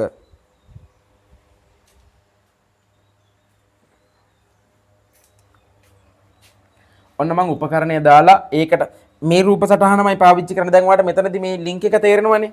හරිද? මේක හරියට ඔළුවට දාගන්න මේ සම්බන්ධ ලින්ක් එක තේරෙන හින්දා මම එක තැනකදී ඒක පැහැදිලි කරලා ඒකට දාලා සටහන් මේ රූප සටහනමයි පාවිච්චි කරන්නේ. ඒකට දාලා දේවල් මකලා ඊළඟ එකට යනවා. එහෙම යන්නේ. හරි. පළවෙනි එක ප්‍රතිපත්තිමය පොලි අනුපාතික ප්‍රතිපත්තිමේ පොලි අනුපාතිකය නෙමෙයි අනුපාතික බහුවචන. හේතුව ප්‍රතිපත්තිමේ පොලි අනුපාතික කියලා කියන්නේ පොලි අනුපාත තුනක එකතුවක්. ඔක මකනවා මං ඊළඟට. ඔය කතාව පැහැදිලි කරලා ඉවරම ඔක මකනවා. මේ ප්‍රධාන මේන් රූප සටහන තියාගෙන අදාළ දේවල් ටික මකනවා ඊළඟ එකට යද්දී. හරිනේ? ඔන්න ඒ හින්දා දැන් මේක මම චුටි වෙලාවක් දෙන්නම් ඒ වෙලාවෙදි ලියා ගන්න. හරිනේ? දැන් අහගන්න. ප්‍රතිපත්තිමේ පොලි අනුපාතික කිව්වහම බහුවචනයි. අනුපාතික ඇතුලේ තියෙනවා කොටස් තුනක්. කොටස් තුන තමයි එකක් නිත්‍ය තැම්පතු පහසුකම් අනුපාතික, අනික නිත්‍ය ණය පහසුකම් අනුපාතික, තුන බැංකු පොලි අනුපාතික. ඔන්න වර්ග තුනක් ටියුට් එකේ තියෙනනේ. හරිනේ? හරි. බලන්නකො පළවෙනි කැටතේ තියෙනවා රජයේ මුදල් සැපයීම පාලනය කරන යොදා ගන්නා ප්‍රධාන මූල්‍ය උපකරණයේ පොලි අනුපාතයයි. මේ ප්‍රධාන කොටස් තුනයි. ඔන්න නිත්‍ය තැම්පතු, නිත්‍ය ණය, බැංකු පොලි. හරිනේ? දැන් ටියුට් බලන්න එපා. ටියුට් අයින් කරලා, ඔන්න ටියුට් අයින් කරලා මේ වැඩේ ඉන්න. හරිනේ? මැද්දේ කිසිදු කතාවක් කියන්න යන්නේ නැහැ. මොකද මේක මේ දේවල් අතර තියෙන සම්බන්ධය තේරුම් අරන් කරන්න ඕන හින්දා මැද්දේ කිසිම කතාවක් කියන්න යන්නේ නැහැ. මේ සීන් එකේමයි ඉන්නේ. හේතුව මේක හරියට පියවරෙන් පියවර ඔලුවට යද්දී මැද්දෙන් අදාළ නැති කතාවක් කිව්වම අර සීන් එකෙන් පිටපයින් හින්දා. හරි. ඔන්න. පළවෙනි එක නිත්‍ය තැම්පතු පහසුකම් අනුපාතිකය. නිත්‍ය තැම්පතු පහසුකම් අනුපාතිකය කියන්නේ මෙන්න මෙහෙම එකක්. හරිනේ? ඔන්න. හරියට අහගන්න. හරිනේ? නිත්‍ය තැම්පතු පහසුකම් අනුපාතිකය කියලා කියන්නේ මේ වාණිජ බැංකුව ඉන්නේ. ඇත්තටම වාණිජ බැංකු කියන්නේ සල්ලි රෝලක් ගහලා ලාභ උපයන ව්‍යාපාර જાතියක්නේ. ඒ කියන්නේ වාණිජ බැංකු කියන්නේ සල්ලි හොයන කට්ටිය නෙමෙයි. ඒගොල්ලෝ කරන්නේ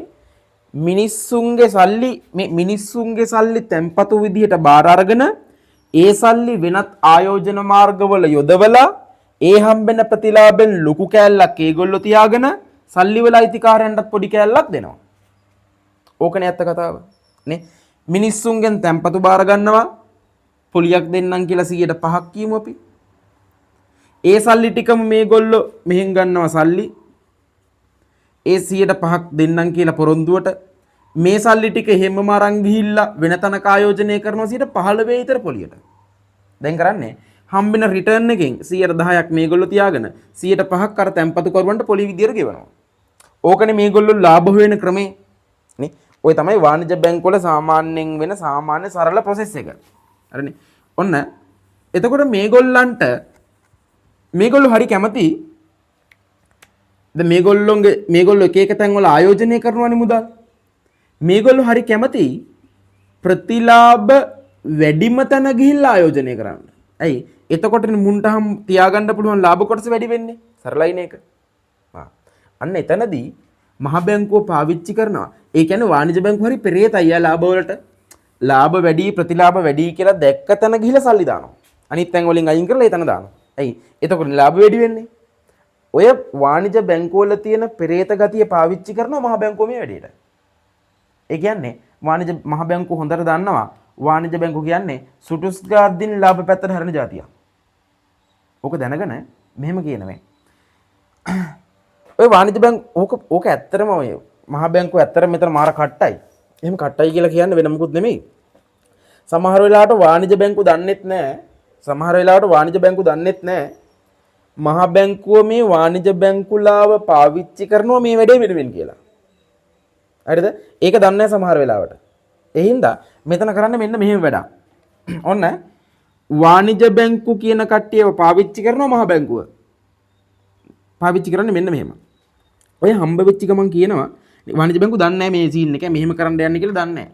නිකන් මහ බැංකුව වාණිජ බැංකුව හම්බුනහම කියනවා ඔයාලා මේ වෙද්දි තැන් තැන් වල සල්ලි ආයෝජනය කරද්දී ඔයාලට හම්බ වෙන්න පොලිය 10%ක් විතර නේද? 15ක් කියමු කලින් උදාහරණෙම. 15ක් විතර පොලියක් නේ හම්බෙන්නේ. අපි පොඩි ක්‍රමයක් ලෑස්ති කරලා තියෙනවා. මේ වාණිජ බැංකුවට සල්ලි දාන්න එහෙම මුකුත් කියන්නේ නැහැ. නිකන් කියනවා කතාවට ගියාම අපි පොඩි ක්‍රමයක් ලෑස්ති කරලා තියෙනවා. අපි නම් එතනදී 120ක් විතර දෙනවා මේ කට්ටියට. කියලා කියනවා. සල්ලි දාන්න කියන්නේ. හැබැයි එහෙම නොකියුවට ශ්‍රී ලංකා මහ බැංකුව දන්නවා වාණිජ බැංකුව කියලා කියන්නේ 7ක් වැඩි කියලා දැක්කපු තැනට හැරෙන જાතියක්. පෙරේතයි. සල්ලි වලට. ඔන්න ඔය හින්දා මහා බැංකුව මෙහෙම කිව්ව ගමන් මේ කියන පෙරේත වාණිජ බැංකුව මොකද කරන්නේ? මූ කරන්නේ අප්පා සුපිරි. ඒ කියන්නේ වැඩිපුර සල්ලි ගාණක් ගිහිල්ලා වෙන තැන් වල දාලා නැත්තම් ආපහු පාරක් මිනිස්සුන්ට ණය දීලා මං කිව්වේ අර ආයෝජනය කරනවා කියලා. ඒ ආයෝජනය ඇතුලේ මිනිස්සුන්ට ණය දෙන එකක් තියෙනවා. හරිද? ඒ කියන්නේ මෙහෙන් 105කට තැම්පතු බාර අරන් 115ක පොලියට ණයට දෙනවා. 10ක් ලාභයිනේ. සල්ලි වැඩි කට්ටියකින් සල්ලි ගත්ත නැති උන්ට සල්ලි දුන්නා. අතරමැදි නම් මෙයා ප්‍රොෆිට් එකක් ගන්නවා. වෙන තැනක ආයෝජනය කරත් මිනිස්සුන්ට ණය දුන්නත් දෙකම එකයිනේ. හරි. එතනදී මේ සීන් එකේදී වාණිජ බැංකුව කල්පනා කරනවා මිනිස්සුන්ට ණය දෙනවටත් වඩා වෙන තැනක ආයෝජනය කරනවටත් වඩා පට්ට ලාභයි 120ක ප්‍රොෆිට් එකක් ගන්න පුළුවන් මේ තැන දැම්මා. ඔන්න ඔහොම කියලා හිතලා වාණිජ බැංකුව කරන්නේ පුළුවන් තරම් සල්ලි ගිහිල්ලා මහ බැංකුවේ තැන්පත් කරන්න බලනවා. කේස් එක තියෙන්නේ තැන්පත් කරන්න සල්ලි වාණිජ බැංකුව හොයපුව නෑනේ. නේ? සල්ලි තැන්පත් කරනවා නම් මේගොල්ලොන්ගෙන් සල්ලි අරගෙන තමයි තැන්පත් කරන්න ඕන. හැබැයි ලාභ නැද්ද? ලාභයි. එතනදී කරන්නේ මෙන්න මෙහෙම වැඩක්. වාණිජ බැංකුව වල දැන් එපැයි අරුන්ගේ ගිහිල්ලා සල්ලි දාන්න සල්ලි මේ පැත්තේ ඉන්න මහ ජනතාවත් එක්කම වාණිජ බැංකුව ඩිරෙක්ට් සම්බන්ධය තියෙනවනේ. ඔන්න බලන්න මහ බැංකුව කොච්චර දුරට කල්පනා කරාද කියලා. වාණිජ බැංකුව ඩිරෙක්ට් සම්බන්ධයේ මිනිස්සු එක්කන් තියෙනවනේ මෙතන. ඒ හින්දා මේ පැත්ත බලලා කියනවා මිනිස්සුන්ට මේ ඔයාලා අපි ගාව සල්ලි තැන්පත් කරුවොත් අපි ඔයාලට ගෙවන පොලිය වැඩි කරනවා. 7ක් විතර ගෙවනවා අපි. කොහොමද? අවුලන්නේ නැහැනේ හොඳයි කියලා. එතකොට මොකද කරන්නේ මිනිස්සු? මිනිස්සු අර තැන් තැන් වල සල්ලි හංගගෙන තියාගත්තුවා ටික ලාච්චු ඇස්සේ ගෙවල් ඇස්සේ අල්මාරිය ඇස්සේ තියාගත්තු සල්ලි ටික තියෙන්නේ. ওই සල්ලි ටික 107ක් දෙනවා කියලා ඉස්සර 105යිනේ 107ක් දෙනවා කියලා කිව්වෙන්ද මිනිස්සු කරන්නේ අර සල්ලි තියාගත්තු සල්ලි ටික ගිහිල්ලා වාණිජ බැංකුවල තැන්පත් කරනවා. මේ ලාභය අපේක්ෂාවෙන්. ඒ සල්ලි ටික වාණිජ බැංකුව වරන් ගිහලා මහ බැංකුවේ තැන්පත් කරනවා අර ලාභය අපේක්ෂාවෙන් 120 අපේක්ෂාවෙන්. හරිනේ කතාව? ඔන්න තේරුණා. එතකොට මේ මහා බැංකුව මේ 120ක් දෙනවා කියලා නිවේදනය කරපුවාම ඇත්තටම උනේ මිනිසුන්ගේ සල්ලි ටික මෙහාට ඇදිලා අපකනේ. මේ නිවේදනයත් එක්ක ඇත්තම කතාව අවසානට සාරාංශයක් විදිහට උනේ මිනිසුන්ගේ සල්ලි ටික මෙහා ඇදිලා අපක. කොහොම හරි මිනිස්සු ගාව හොමාරු වෙන සල්ලි ප්‍රමාණය අඩු වෙච්ච එක උනේ දැන්. නේ? අන්න මහා බැංකුව මාර තාර්කිකයි. මහා බැංකුව පට්ට විදිහට කල්පනා කරලා ගහපු ප්ලෑන් එකක් මේ. මහා බැංකුව කිව්වේ මෙයාලට ඇත්තටම බලපෑමුනේ මෙතෙන්ද. මහා බැංකුව එක දන්නවා. දැනගෙන තමයි මේක කිව්වේ. එතකොට ඔන්න මිනිස්සුන්ගේ සල්ලි ඕන්නම් එතකොට මේ අනුපාතය වැඩි කරපුවහම මොකද වෙන්නේ එහෙනම්? සල්ලි ටික මේ හැදිරෙනවනේ. මෙන්න මේ අනුපාතයට තමයි කියන්නේ නිත්‍ය තැන්පතු පහසුකම් අනුපාතය කියලා. නිත්‍ය තැන්පතු පහසුකම් අනුපාතය කියන්නේ එතකොට වාණිජ බැංකු සහ ප්‍රාථමික අලෙවිකාරයෝ මෙතන දෙන්නෙක් ඉන්නවනේ. මේ දෙන්නගා තමන් ගාව තියෙන සල්ලි ගිහිල්ලා මහ බැංකුවේ තැන්පත් කරද්දී මහ බැංකුව විසින් වාණිජ බැංකුව වලට ගෙවන පොලි අනුපාතය තමයි නිත්‍ය තැන්පතු පහසුකම් අනුපාතිකය. නිත්‍ය තැන්පතු මේ වචනේම තියෙනවා. මේගොල්ලෝ ගිහිල්ලා මෙහෙ තැන්පත් කරද්දී අපි දැනගන්න ඕන හැබැයි මුන්ට ගිහිල්ලා මෙහෙ තැන්පත් කරන්න මුන්ට සල්ලි නැහැ. මුන් වැඩිපුර තැන්පත් කරනවා කියන්නේ මෙහෙන් සල්ලි ගන්නවා කියන එක. හරිනේ? ඔන්න මහ බැංකුව මේ වැඩේ ඔන්න කරපු ලස්සන. දැන් මේ කියපු නිත්‍ය තැන්පතු පහසුකම් අනුපාතිකය වැඩි කරද්දී මොකද වෙන්නේ එහෙනම්? මිනිස්සු ඇවිල්ලා මෙහාට සල්ලි දානවා. ඒක වැඩි කරද්දී මේ පොලියත් වැඩි වෙනවනේ. මිනිස්සු ඇවිල්ලා මෙතන සල්ලි දානවා. මෙතන දාපු සල්ලි ටික මුංග මෙතන ගිහලා තැන්පත් කරනවා. අවසානට කවුරුවත් නොදැනම මහ බැංකුව හරිය තිබ්බ සල්ලි ටික අදලා ගත්තද නැද්ද? ගත්තා. ඒක ලස්සනට කිව්වොත් මහ බැංකුව කරේ මුදල් සැපයුම අඩු කරපු එක. දැන් දන්නවා ඊටු ටික. මුදල් සැපයීම අඩු වුණා. මෙතෙන් දෙනකන් ආවා කියන්නේ ඊටු ටික ගෙනිච්ච එක. මුදල් සැපයීම අඩු වුණා කියන්නේ ඒකත් එක්ක මිල මට්ටම මොකද වෙන්නේ? අඩු වෙනවා. අන්න හිතන්න උදාහරණයක් විදිහට රටේ මේ වෙද්දි උද්දමනයක් කියලා උද්දමනයක් මේ මිල මට්ටම් වැඩි වෙවි යනවා කොහොම මහ බැංකුවට ආරංචි වෙනවා රටේ මේ වෙද්දි උද්දමනයක් කියලා. මට කියන්න මහ බැංකුව මේ වාක්‍ය හරි පිළිවෙලට ඔන්නලුවට දාගන්න බරයි වගේ තේරුණාට මේ වාක්‍ය බර නෑ ඕන්. මහ බැංකුවට ආරංචි වෙනවා රටේ උද්දමනයක් කියලා. දැන් තේරුම් ගන්න උද්දමනයක් කියන්නේ මිල මට්ටම් වැඩි වෙනවා. එතනදී මහ බැංකුව රජයේ මූල්‍ය ප්‍රතිපත්ති උපකරණයක් වෙච්චි අනේ හරියට උන් අහගන්නව. මහ බැංකුව රජයේ මූල්‍ය ප්‍රතිපත්ති උපකරණයක් වෙච්චි ප්‍රතිපත්තිමය පොලි අනුපාතිකයේ තියෙන උපකොටසක් වෙන නිත්‍ය තැම්පතු පහසුකම් අනුපාතිකය කියන පොලි අනුපාතිකය පාවිච්චි කරලා මේ කිව්ව කතාව තේරෙනවද? වචන ලොකුයි වගේ තේරෙනවනේ. මේක හරියට තේරුම් ගත්තාම තේරෙනවා මේ වැඩේ. ඒක පාවිච්චි කරලා මේකට දෙන්න පුළුවන් විසඳුම මොකක්ද එහෙනම්? මිල මට්ටම් වැඩි නම් මහ බැංකුවට කරන්න පුළුවන් වැඩේ මොකද්ද? මේක පාලනය කරන්න. මිල ස්ථායීතාවයේදී මිල මට්ටම් වැඩි නම් අඩු කරන්න ඕන, අඩුයි නම් වැඩි කරන්න ඕන. එතකොට නේද එක ලෙවල් එකේ තියාගන්න පුළුවන්. වැඩි නම් අඩු කරනවා, අඩුයි නම් වැඩි කරනවා. මේක ලෙවල් එකට ගන්නවා. දැන් කියනවා මිල මට්ටම් වැඩිලු. වැඩි නම් මහ බැංකුව මොනවා හරි ජල්ලියක් කරලා කරන්න ඕන මොකද්ද? මිල මට්ටම් අඩු කරන එකනේ අර ස්ථාවර මට්ටමට එන්න නම්. ඊළඟ පොයින්ට් එක. මිල මට්ටම් අඩු කරන්න නම් මුදල් සැපයීමට මොකද කරන්න ඕන? නේ මහ බැංකුව එහෙම තමයි මේ ක්ලියර් කරන් ඉන්නේ පියවරෙන් පියවරට. මහ බැංකුව තීරණය කරනවා හරි මිල මට්ටම් වැඩිනේ අඩු කරන්නයි ඕන. මිල මට්ටම් අඩු කරන්න නම් මුදල් සැපයීම මොකද කරන්න ඕන? අඩු කරන්න ඕන. මිල මට්ටම් අඩු කරන්න නම් මුදල් සැපයීම අඩු කරන්න ඕන. අනුලෝම සම්බන්ධය. ඊළඟ පොයින්ට් එක. දැන් ටික ටික උන් ක්ලියර් වෙනමෙ. මුදල් සැපයීම අඩු කරන්න නම් මේ සල්ලි ටික හට ඇදලා ගන්න ඕන. නේ? මුදල් සැපීම අඩු කරන්න නම් මේ සල්ලි ටික ඔක්කොම මෙහි ඇදලා ගන්න ඕන. ඇදලා ගන්න මහ බැංකුවට ඇදලා ගන්න නම් වාණිජ බැංකුව මේව ඇදලා ගන්න තත්ත්වයට ගේන්න ඕන. එහෙනම් කරන්නේ මේ තැම්පත් කරපුවාම ගෙවනවා කියන පොලි අනුපාතය වැඩි කරන එක. වැඩි කරපුවාම මොකද වෙන්නේ? අර කියපු පෙරේතකමට මේ සල්ලි ටික කොහොම හරි කට්ටිය ඇදලා ගන්නවා. අන්න සල්ලි ටික ඇදලා ගත්තාම මුදල් සැපීම පහළ යනවා. ඒකේ ප්‍රතිඵලයක් විදිහට උන් අනිත් පැත්තට මිල මට්ටම් බලන ප්‍රශ්නේ හරි. මිල වැඩි වේගනේ ඒකනේ ප්‍රශ්නේ. හරි. මිල අඩු කරලා දෙනවා. ඔච්චරයි කතාව. හරිද? එහෙනම් ඔන්න නිත්‍ය තැම්පතු පහසුකම් අනුපාතිකය වැඩි කරපුවාම ඔන්න හරි පිළිවෙලට අවධානයෙන් අහන්න දැන් නිත්‍ය තැම්පතු පහසුකම් අනුපාතිකය වැඩි කරපුවාම මුදල් සැපයුම අඩු වෙලා ඒකේ ප්‍රතිඵලයක් විදිහට මිල මට්ටම අඩු වෙනවා. ඕක රිවර්ස් එක ගන්න අනිත් පැත්ත. දැන් මේ අනුපාතය වැඩි කරපුවම සල්ලි ටික මෙහි එනවා නම් මේක අඩු කරපුවම සල්ලි ටික අපහු යන්න එපේ. ඒක සරලයිනේ සාමාන්‍යයෙන්. එකක් තේරුම් ගත්තාම අනික තේරෙනවා. ඒ කියන්නේ ඔන්න මේ කියන වාක්‍ය බලන්න. නිත්‍ය තැම්පතු පහසුකම් අනුපාතිකය අඩු කරපුවාම මුදල් සැපයුම වැඩි වෙලා ඒකේ ප්‍රතිඵලයක් විදිහට මිල මට්ටම් වැඩි වෙනවා. එහෙනම් මහ බැංකුව නිත්‍ය තැම්පතු පහසුකම් අනුපාතිකය අඩු කරන එක හොඳයි කොයි වෙලාවටද? රටේ අවදමනයක් තියෙන වෙලාවට. අවධානයෙන් අහන්න හරියටම අපරාධ නැත්නම් මේ පොඩි වෙලාව මේ පැය එකමාරක් විතර යයි මේ වැඩේ ඕනනම් මේ වෙලේ මේක අවධානයෙන් අහන් හිටියොත් හැමදාටම මේක ඔළුවේ තියෙනවා. වචන කටපාඩම් කරවල නෙමෙයි සංකල්පය ඔළුවට දාන්නේ මේක ඔළුවේ තියෙනවා. හරිනේ? ඔන්න එහෙනම් ඔයාලට තේරෙනවද දැන්? නිත්‍ය තැම්පතු පහසුකම් අනුපාතිකය කියන එක අඩු වැඩි කරලා අර මිල මට්ටම් එක ලෙවල් එකට ගේන්න පුළුවන් මහ බැංකුවට. කාව පාවිච්චි කරලාද? වාණිජ්‍ය බැංකුව සහ ප්‍රාථමික අලෙවිකරණ පාවිච්චි කරලා. හරිනේ කතාව? හරි. එන්න ටියුට් එකට.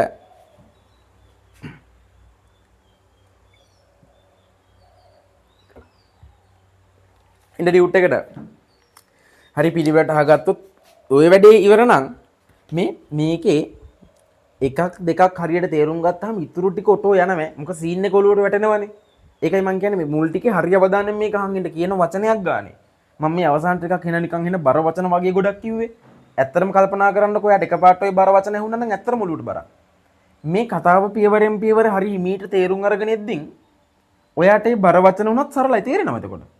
ඒකයි කියන්නේ මතක හිටනවා කියලා. හරිනේ? ඔන්න. බලන්න පළවෙනි එක නිත්‍ය තැම්පතු පහසුකම් අනුපාතිකය. දැන් මම කිව්ව කතාවත් එක්ක සම්බන්ධ කරගන්න මේකේ තියෙන එක. දැන් තේරිලා තියෙන්නේ මේකේ වාක්‍ය බලන්න විතරයි තියෙන්නේ. නිත්‍ය තැම්පතු පහසුකම් අනුපාතිකය.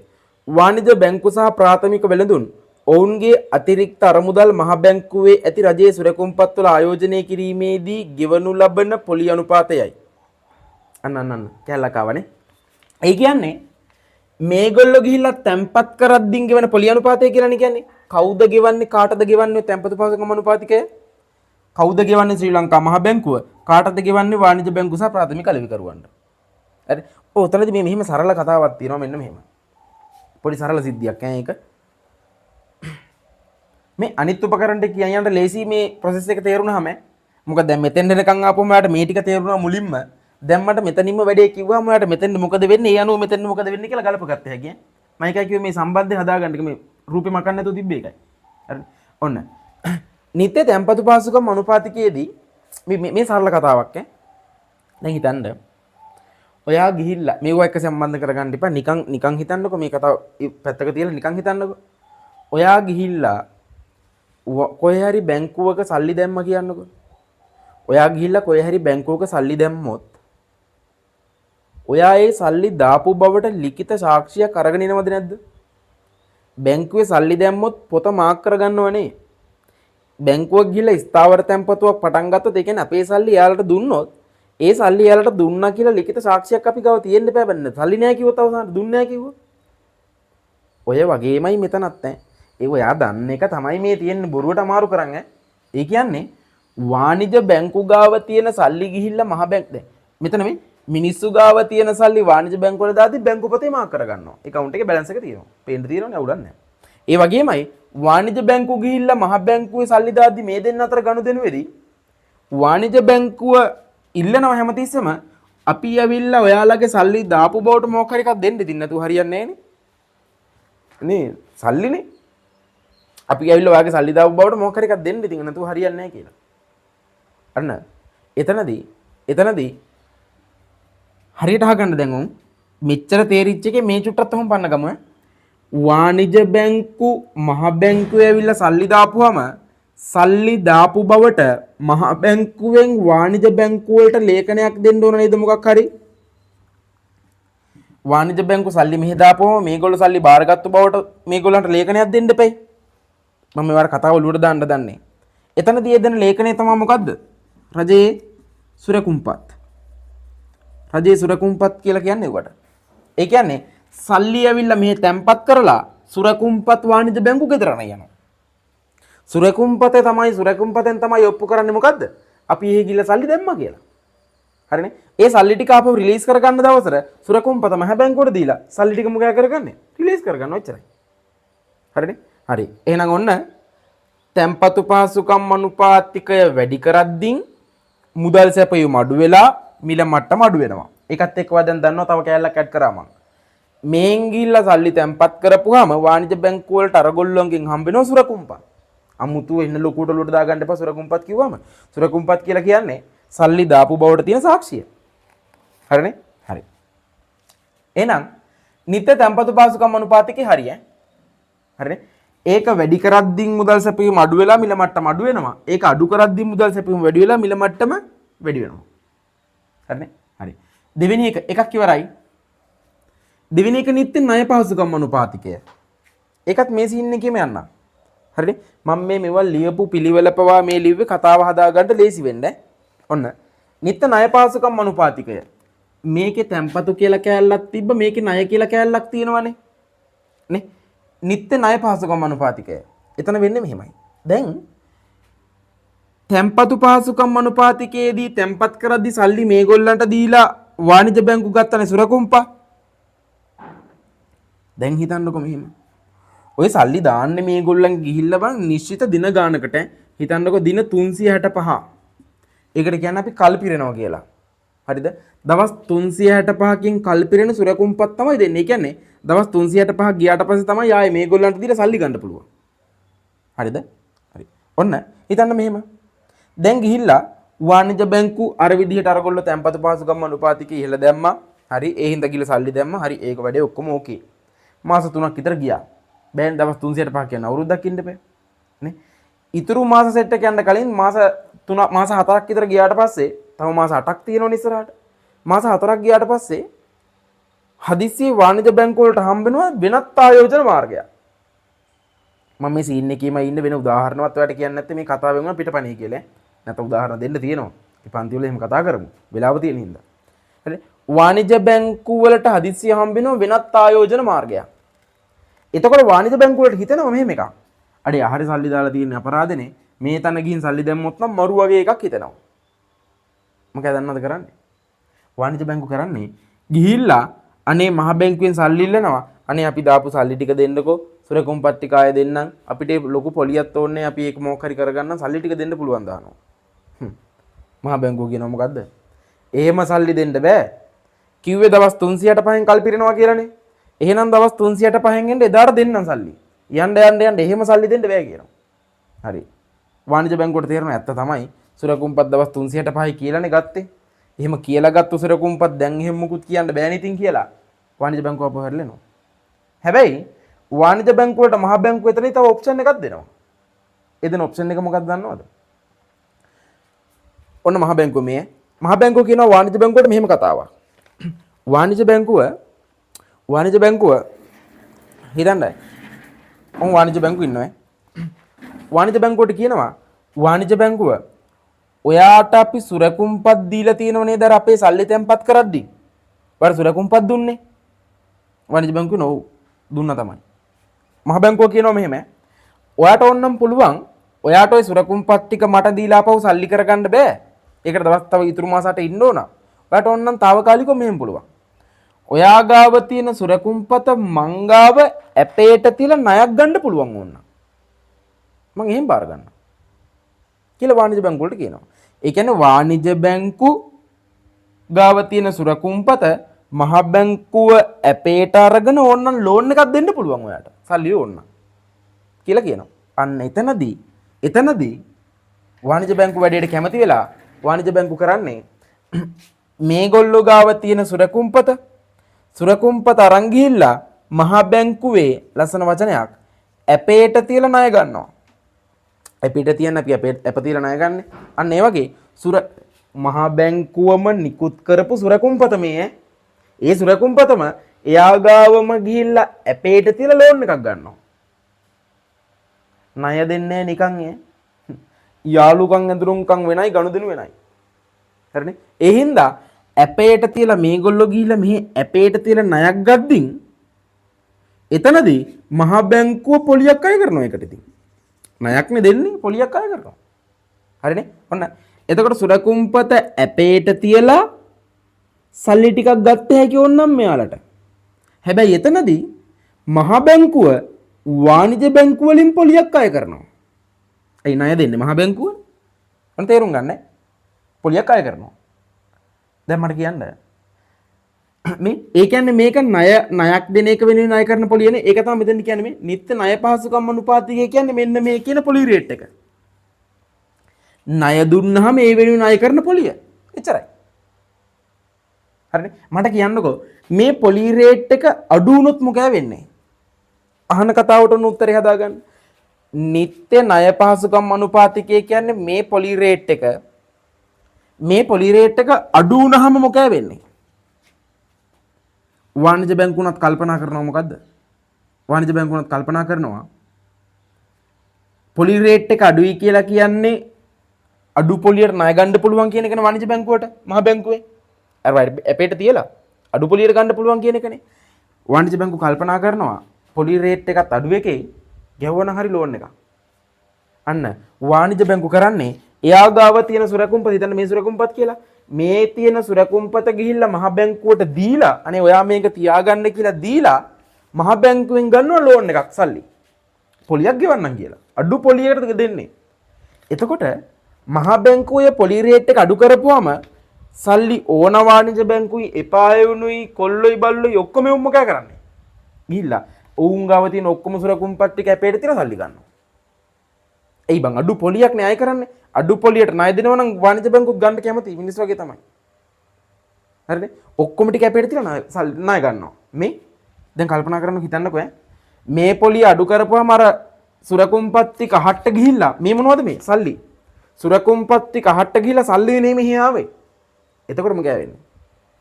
සුරකුම්පත් ටික එහාට ගිහිල්ලා සල්ලි මෙහි ආපුවම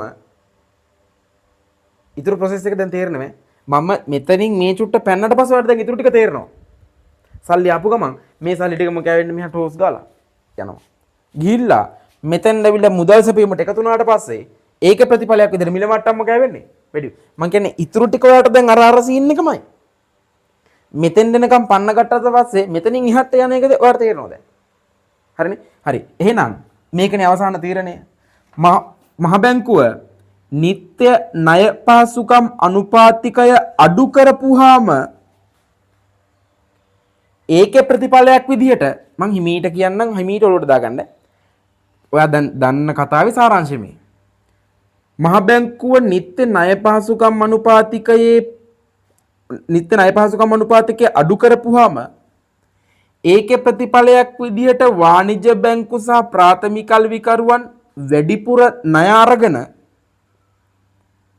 ඒ ණය මුන්ට සල්ලි තියනවා කියන්නේ ඒකෙම මෙහෙ ණය දෙනවනේ ඉතින් මිනිසුන්ට පොලිය බලාගෙන නේ සල්ලි අරගෙන ඒ සල්ලි ටික මිනිස්සු අතට ගියාම මුදල් සැපයීම වැඩි වෙනවා. ඒකේ ප්‍රතිඵලයක් විදිහට මිල මට්ටම වැඩි වෙනවා. දැන් මට කියන්න. නිත්‍ය ණය පහසුකම් අනුපාතිකය අඩු කරපුවාම මේ පැත්තේ මුදල් සැපයීම වැඩි වෙනවා. ඒකේ ප්‍රතිඵලයක් විදිහට මිල මට්ටම වැඩි වෙනවා. මිල මට්ටම වැඩි වෙනවා. මට කියන්නකෝ මහ බැංකුව නිත්‍ය ණය පහසුකම් අනුපාතිකයේ වගේ අනුපාතිකයක් අඩු කරන්න ගැලපෙන්නේ කොයි වෙලාවටද? මේ සීන් එකෙම ඉන්නකො මම වෙන කතාවක්වත් නොකිය මේක පැහැදිලි කරන්නේ ඒකයි. මහ බැංකුව අර කියපු අනුපාතිකය අඩු කරන එක ගැලපෙන්නේ මේ පැත්තේ මිල මට්ටම කොහොම තියෙනව නන්ද? නේ? ඒ දැන් තේරුම් ගන්න ඕන ස්ටෙප් එකකින් ස්ටෙප් එක. අර අනුපාතය අඩු කරපුවාම මුදල් සැපයීම වැඩි වෙලා මිල මට්ටම වැඩි වෙනවනේ. මිල මට්ටම වැඩි කරන්න ඕන මිල මට්ටම කොහොම තියෙද්දිද? මිල මට්ටම අඩුවෙන් තියෙද්දි නේද වැඩි කරන්න ඕන. අර ලෙවල් එකට ගන්න නේ. ඒ කියන්නේ අවදමනයක් තියෙද්දි නේද මේක වැඩි කරන්න ඕන තව. අන්න. එහෙනම් රටේ අවදමනයක් තියෙනවා නම් නිත්‍ය ණය පහසුකම් අනුපාතිකය කියන අනුපාතිකය අඩු කරපුවාම මිල මට්ටම වැඩි වෙලා ආයතර ලෙවල් එකට එනවා. හරිනේ? අරක අඩු කරපුවාම මෙහි වැඩි වෙනවා. ඕක අර වගේම රිවර්ස් ගන්න දැන් කන පිට ගන්න රිවර්ස් එකට. ඒ කියන්නේ මේ අනුපාතිකය වැඩි කරපුවාම මුදල් සැපයීම අඩු වෙනවා. මොකද මේ අනුපාතිකේ මේ පොලි අනුපාතිකේ වැඩි කරපුවම කට්ටිය අපේට තියන ණය ගන්න එක අඩු වෙනවනේ. එතකොට මුන්ට සල්ලි නැහැනේ. ණය දෙන්න විදියක් නැහැනේ. මුදල් සැපීම අඩු වෙනවා. ඒක ප්‍රතිඵලයක් විදිහට මිල මට්ටම අඩු වෙනවා. ඒ කියන්නේ මේ හැම උපකරණයක්ම පාවිච්චි කරලා මුදල් සැපීම වැඩි කරන්නත් පුළුවන් අඩු කරන්නත් පුළුවන් ඈ. රටේ මේ වෙද්දි තියෙන තත්ත්වය මොකද්ද? ඒකට ගැළපෙන විදිහට මේ උපකරණ ඇඩ්ජස්ට් කරනවා එච්චරයි. උද්දමනයක් නම් මිල අඩු කරන්න ඇඩ්ජස්ට් කරනවා. අවදමනයක් නම් මිල තව ටිකක් වැඩි කරන්න ඇඩ්ජස්ට් කරනවා එච්චරයි. හරි කතාව. නිත්‍ය ණය පහසුකම් අනුපාතිකයත් හරි වැදගත්ම වචනය අපේට තියෙන ණය ගත්තේ. හරිනේ. එන්න විස්තරයට. නිත්‍ය ණය පහසුකම් අනුපාතය. වාණිජ බැංකු සහ ප්‍රාථමික වෙළඳුන් රජයේ සුරකුම්පත් අපේට තබා මහ බැංකුවේ නරමුදල් හයිලයිට් කරගන්න අපේට තබා.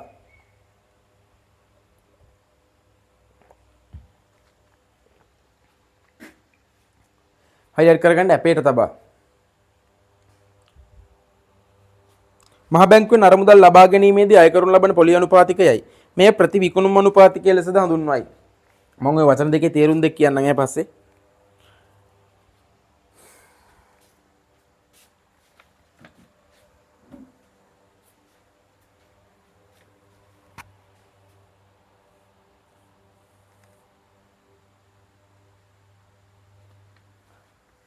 ප්‍රතිවිකුණුම් අනුපාතිකය ප්‍රතිමිලදී ගණුම් අනුපාතිකය කියන එක මම කියන්න ඕන පස්සේ. දැන් ක්ලියර් ඔන්න මේ අනුපාත දෙක ඔලුවට දාගත්තනේ. හරිනේ.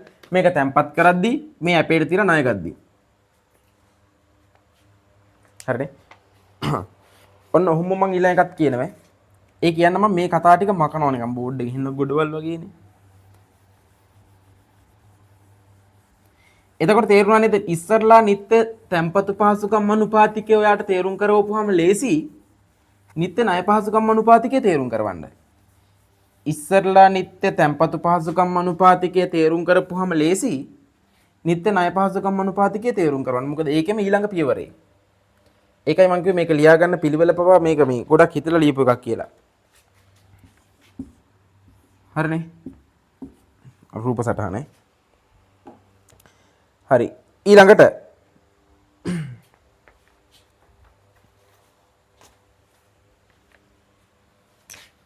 එන්න බැංකු පොලි අනුපාතිකය. බැංකු පොලි අනුපාතිකය කියන්නේ මෙන්න මෙහෙම සීන් එකක්. ඒක හරි අමුතුයි. අමුතුයි කියන්නේ මෙන්න මෙහෙම වැඩක්. අර කියපු සුරකුම්පත් ඔන්න මේ බලන්නකො පිළිවෙලයිනේ. මෙයාගෙන් සුරකුම්පත් මෙහාටත් ගියා මෙහාටත් ගියා වැඩේ ඉවරයි. දැන් සුරකුම්පත් ඒ කතන්දර ඉවරයි දැන්. දැන් වෙනම සීන් එකක්. දැන් කියන්නේ මෙන්න මෙහෙම කතාවක් ඈ. මේ ඉන්න වාණිජ බැංකුව ඉන්නේ. වාණිජ බැංකුවලට හදිස්සියේ සල්ලි නැතුව ගියොත් මේ මම හැමතිස්සෙම අනේ මේ දෙන්න අතර ලින්ක් එක කියන්නම් දැන්. මොකද ඊටු ටික මේ ටික යවුව හැකිනේ තේරුම් අරන් ඉන්නේ. කටපාඩම් කරවල නෙමෙයිනේ තියෙන්නේ තේරුම් කරුවේ. එහෙනම් මේ ටික වට දැන් ගිය හැකි. මෙතන පොයින්ට් එක විතරක් ඔලුවට ගන්නකො. දැන් ලේසි on ටික ටික යද්දින් ලේසි ඈ.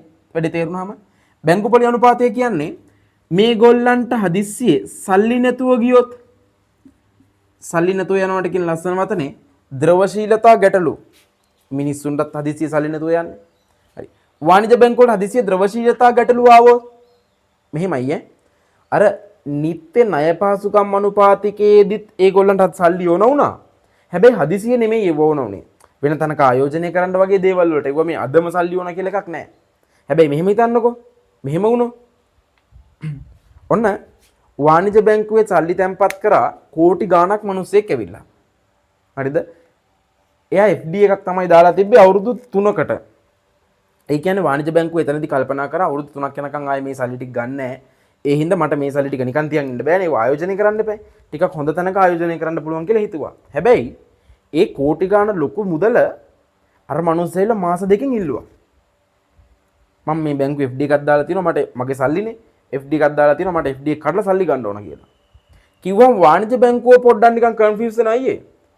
එయ్యකෝ දැන් මූ කිව්වා අවුරුදු 3කින් ගන්න කියලා අපි ඒ සල්ලි ටික හරිය ආයෝජනයත් කරා. දැන් ඇවිල්ලා සල්ලි ඉල්ලනවා හදිසියෙ දැන් අර ආයෝජනය කරපු තැනින් අනිත් පැත්තට අපිට ගන්නත් බෑනේ අපරාධනේ.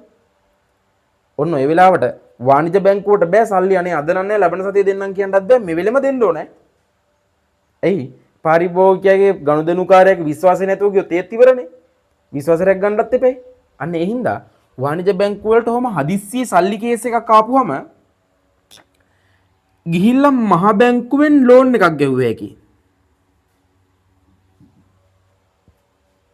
ඕක මේ ඇපේට තියලා එහෙම මොනාවත් නෙමෙයි ඈ. පිට් එකට අර ගනුදෙනු වෙනයි. යාළු පිට් එකට අරවට මේවට. පිට් එකට අඩේ මට ලෝන් එකක් ගහලා දෙනවකෝ මෙහෙම හදිස්සියේ සල්ලි වගේක් ඕන. කෝටි 15ක් විතර. හදිස්සියේ සල්ලි වගේක් ඕන වුණා. දෙනවකෝ මම දවස් දෙකෙන් තුනෙන් අනිත් පැත්තට දෙන්නම් කියලා. එහෙම කිව්වම මුකුත් ඇප මුකුත් කතන්දර නැතුව සාමාන්‍ය ණයක් නිකන් වාණිජ බැංකුව ගිහිල්ලා අවසාන ණය දෙන්නා විදියට මොකද වාණිජ බැංකුව වලට අවසානටම ලෝන් ගන්න ඉන්නේ මෙයාව ඉතින් නේ වාණිජ බැංකුව අවසාන ණය දෙන්නා විදියට ගිහිල්ලා මෙයාගෙන් ණයක් ගත්තාම ඒ වෙනුවෙන් ණය කරන පොලි රේට් එක තමයි මොකක් කියන්නේද බැංකු පොලි අනුපාතය කියලා කියන්නේ ඒව සරලයි අච්චර ලොකු කතාවක් දන්න අපිට මේව සරලයි එතනදී හිතන්නකෝ මෙහෙම දැන් මහ බැංකුව ඔය කියපු බැංකු පොලි අනුපාතිකයේ පහළ දැම්මා කියලා. ඒ කියන්නේ හදිස්සියේ ණය ගද්දින් කිසිම අප මුකුත් නැතුව හදිස්සියේ ණය ගද්දින් අය කරන පොලිය පහළ දානවා. ඊට ටික තේරෙනවද දැන් දැන් කල්පනා කරන්න කොහොම ඉස්සරහට මං කියනකන් ඉන්නේ නැතුව. ඒ පොලි අනුපාතිකයේ පහළ දාපුවාම වාණිජ බැංකුව ණය ගන්න ප්‍රමාණය අඩු වෙනවද වැඩි වෙනවද? අඩු පොලියට ණය දෙනවා කියනවා මහ බැංකුව. කිව්ව ගමන් වාණිජ බැංකුව ණය ගන්න ප්‍රමාණය වැඩි වෙනවා. වාණිජ බැංකුව වැඩිපුර ණය ගත්තා කියන්නේ මුන්ට සල්ලි තියෙනවා. ඊටු ටික දන්නවද? උන්ට සල්ලි දීදී ඒ සල්ලි ටික මුන්ට යනවා ණය විදියට. එතකොට මුදල් සැපයීම වැඩි වෙනවා. ඒකත් එක්ක මිල මට්ටම වැඩි වෙනවා. දැන් ඔහොම කතා ටික තේරෙනවනේ දැන් යන විදිය. නේ? ඒ කියන්නේ බැංකු පොලි අනුපාතකය අඩු කරපුවාම මුදල් සැපයීම වැඩි වෙනවා. ඒකේ ප්‍රතිඵලයක් විදිහට මිල මට්ටම වැඩි වෙනවා. රිවර්ස් ගහන්න. පොලි අනුපාතිකය වැඩි කරපුවාම හින්න පොලියක් අය කරනවා කියද්දි මුන් ණය ගන්න නැතුව ඇද්දි මේගොල්ලන්ට ණය දෙන්න බෑ. ඒ කියන්නේ මුන් ගාව සල්ලි අඩු වෙනවා. ඒකේ ප්‍රතිඵලයක් විදිහට මිල මට්ටම අඩු වෙනවා. දැන් තේරෙනවනේ? දැන් අර සංකල්පය විතරයි ඕන දැන් ඊට ටික මම බොරුට කිව්වට වැඩකුත් නැහැ. ඒ කියන්නේ ප්‍රශ්න විතරක් අහන්නම් ඒ කියන්නේ බැංකු පොලි අනුපාතිකය අඩු කරන්න ඕන රටේ කොයි වගේ තත්ත්වයක් තියෙද්දිද? ඕක තමයි සාරාංශ විදිහට තේරෙන්න ඕන එක. බැංකු පොලි අනුපාතිකය අඩු කරන්න ඕන රටේ කොහොම තත්ත්වයක් තියෙද්දිද? උද්දමනයක්ද අවදමනයක්ද? එච්චරයි. උත්තරේ හදාගන්නවා හිමීට මම තප්පරක් දෙනවා විනාඩියක් විතර දෙන්න. චුටි වෙලාවක් දෙන්න ඔයා ස්ටෙප් එකකින් ස්ටෙප් එක කොහොම ගිහිල්ලා හදාගන්න.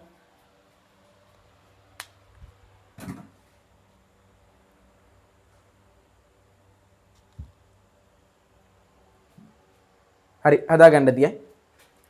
පොලි අනුපාතය අඩු කරන එක ගැලපෙන්නේ දැන් ඉන්නේ ස්ටෙප් එකෙන් මෙහාට එන්න පැනගෙන. පොලි අනුපාතය අඩු කරපුවාම මුන් වැඩිපුර ණය ගන්නවා. එතකොට මුන්ට සල්ලි තියෙනවා. ඒ සල්ලි මුන්ට ණය විදියට හම්බෙනවා. එතකොට මුදල් සැපයුම වැඩි වෙනවා. එතකොට මිල මට්ටම වැඩි වෙනවා. එහෙනම් අර අනුපාතය අඩු කරන එකේ ප්‍රතිඵලය මිල මට්ටම වැඩි වෙන එක.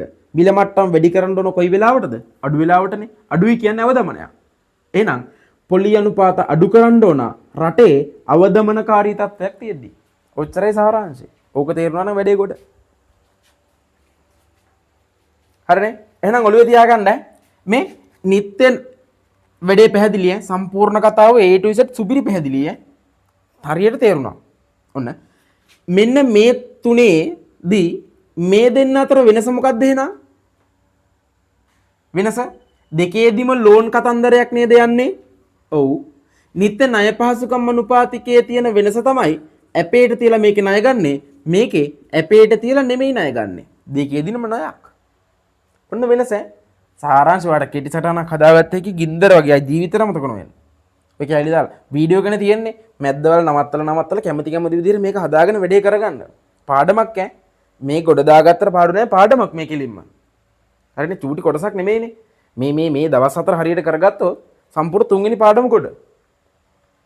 හරි ටියුට් එකවල තියෙන ඔක්කොම කරලා තියෙන ස්පෙෂල් කී පොයින්ට්ස් ඔක්කොම ටික දීලා තියෙන්නේ. දැන් ඊට පස්සේ පන්ති පටන් ගත්තට පස්සේ නා දවස් 4 වැඩ 7ක් දෙනවා සාමාන්‍ය පන්ති යන පිළිවෙල. හරි. ඒකට ඒවත් එක්ක ඔව් ආය අමතක වෙන්නේ නැහැ. හරි. අන්නකෝ. එහෙනම් පොලි අනුපාත සෙට් එක හරි. අර මම අර පස්සේ කියන්නම් කිව්වේ ඒව අමතක කරලා යන්නේ නැහැ. පස්සේ කියන්නම් කිව්ව නේද වචන දෙකක්. එකක් ප්‍රති විකුණුම් අනුපාතිකය අනික ප්‍රති මිලදී ගැනුම් අනුපාතිකය කියලා. මේ සංකල්පය දන්න හින්දා මම කෙටියෙන් කියනවා. ප්‍රති කියන්නේ නැවත විකුණුම් විකුණනවා ප්‍රති මිලදී ගැනුම් නැවත මිලදී ගන්නවා. ඔය නම් දෙක දීලා තියෙන්නේ. ඔයා දැන් ටියුට් බලන්න එපා. මේ දේ තේරුම කිව්වම ඔයා ගෙස් කරගන්න මේක මේකට වෙන්නද කියලා පස්සේ ටියුට් බලන්න ඒක හරි. හරියට තේරුණාම හරි ඒක. හරි. ප්‍රති කියන්නේ නැවත විකුණුම් ප්‍රති ආපහු පාරක් විකුණනවා ප්‍රති මිලදී ගෙනුම් නැවත මිලදී ගන්නවා කියන එක. එතනදී මෙන්න මේකනේ කතාව. ඔන්න මේක තමයි ඔළුවට දා ගන්න ඕන පොයින්ට් එක. මේක තමයි විශේෂත්වය මේකේ තියෙන්නේ. ඔයා ඉගෙන ගද්දි මේව තමයි ඉගෙන ගන්න නැත්තේ. ඒව නැති අඩුව තමයි යමතක වෙන්නේ. හරිනේ. මේ නම් දෙක දීලා තියෙන්නේ මහ බැංකුව පැත්තෙන් බලලා. මහ බැංකුව පැත්තෙන් බලලා තමයි මේ නම් දෙක දීලා තියෙන්නේ. එකක් කියන්නම් අනික තේරුම් ගන්න. ඔක්කොම කියන්න ඕනේ නෑනේ. පොඩි උන්නේ විශේෂත්ව නෙමෙයිනේ. හරිනේ. එකක් කියන්නම් අනික තේරුම් ගන්න. මහ බැංකුව පැත්තෙන් නම් දීලා තියෙන්නේ. ඔන්න ප්‍රති විකුණුම් කියලා කියන්නේ මහ බැංකුව නැවත විකුණනවා කියන පරමාර්ථයෙන් කරපු ගනුදෙනු. සුරකුම්පත් සම්බන්ධව කියන්නේ. හරිනේ. ප්‍රති විකුණුම් කියන්නේ මහ බැංකුව නැවත විකුණනවා කියන පරමාර්ථයෙන් ගනුදෙනු කරපු සුරකුම්පත්. ඕක නිකන් අවුල් වගේ නම් මිලදී ගැනුම් හිතන්න. මං කියනවා ඔය දෙකෙන් ඕන එකක් තේරුම් ගන්න අනිකත් එතකොට තේරෙනවා. ප්‍රති මිලදී ගැනුම් කියලා කියන්නේ මහා බැංකුව නැවත මිලදී ගන්නවා කියන පරමාර්ථයෙන් නිකුත් කරපු සුරකුම්පත්. ඔහොම ප්‍රොසෙස් එකක් කියන්නේ මොකේද මේකේ? මහා බැංකුව නැවත මිලදී ගන්නවා කියනට දවස් 300ට මම උදාහරණයක් කිව්වා. දවස් 365 කල්පිරුණාම ආපහු පාරක් මිලදී ගන්නවා කියන පරමාර්ථයෙන් සුරකුම්පත් දුන්නේ ඔය කියපු කොටස් තුنين කොයි එකේදද? නැවත මිලදී ගන්නවා කියලා. ඒ කියන්නේ සුරකුම්පත මේගොල්ලන්ට දීලා දුන්නේ දවස් 365කින් නැවත මිලදී ගැනීමේ පරමාර්ථයෙන්. ප්‍රති මිලදී ගැනුම් කිව්වේ ඒකයි. මේ සුරකුම්පත් ඒ කියන්නේ මෙහාට දීලා නේද? නැවත මිලදී ගන්න නම් මේ වෙලේ දෙන්න එපේ. එහෙනම් මට කියන්න සුරකුම්පත් මෙහාට දුන්නු පොලි අනුපාතය මොකද්ද? නිත්‍ය තැන්පතු පහසුකම් අනුපාතිකය. බලන්න ටියුට් එකේ ප්‍රති මිලදී ගැනුම් අනුපාතය කියලා කියන්නේ නිත්‍ය තැන්පතු පහසුකම් අනුපාතයකට. මේක ප්‍රති විකුණුම් අනුපාතිකය. බලන්න ටියුට් එකේ. නිත්‍ය තැන්පතු පහසුකම් අනුපාතිකයට තියෙන මේ ප්‍රති මිලදී ගැනුම් පොලි අනුපාතය ලෙස දන්දුන්නයි. ඔය මතක තියාගන්න එපා තේරුම් ගන්න. එතකොට මතක හිටිනවා. හරිනේ කතාව එහෙනම් මේක මේ අර අතිරේක ඔයාට අර තිබ්බ හින්දා කිව්වේ මං. මේ දෙකේදී මම ඔළුවේ තියාගන්න ඕන එකම කතාව නම් දීලා තියෙන්නේ මහ බැංකුව පැත්තෙන් බලලා. ෂෝට් නෝට් දාගන්න මාර පොයින්ට් ඕක. ඔච්චර පිළිවෙලට ඔහොම දෙද්දින් ෂෝට් නෝට් දාගෙන ඔය පාඩම ඉගෙන ගත්තේ නැත්නම් අපරාධයක් ඉතින්. ඒ කියන්නේ කොහොමද මේකිනුත් කරගන්න බෑ කියන එක. ඉතින් හරියට පිළිවෙලට කරගන්න පොඩි වෙලාවනේ. හරි වචන ටික පැහැදිලි සංකල්ප තුන හරි ප්‍රතිපත්තිමය පොලි අනුපාතය කියන ලොකුම කතාව ක්ලෝස්. හරිනේ. ඒකේ තියෙන හොඳම දේ ඔයාලට මින් දැන් එකයිනේ අපි එක උපකරණයනේ මේක තමයි උපකරණය. මේකේ අණු දේවල් නෙමෙයි අණු කොටස්නේ. එක උපකරණයයි කිව්වේ. හැබැයි සංකල්ප බරක් ඔළුවේ තියෙනවා. ඒකෙන් ඉතුරු දේවල් නැතිනම් නිකන් ලෙස්සලා යන්න පුළුවන් දැන් ඉතුරු ටික. පෙන්නන්න ඕන. මේකුවා. හරි නිත්‍ය තැම්පතු පහසුකම් අනුපාතිකයේ වැඩේ හරි නිත්‍ය ණය පහසුකම් අනුපාතිකයේ වැඩේ හරි බැංකු පොලි අනුපාතිකයේ වැඩේ හරි මේක හැකිනේ ඔක්කොම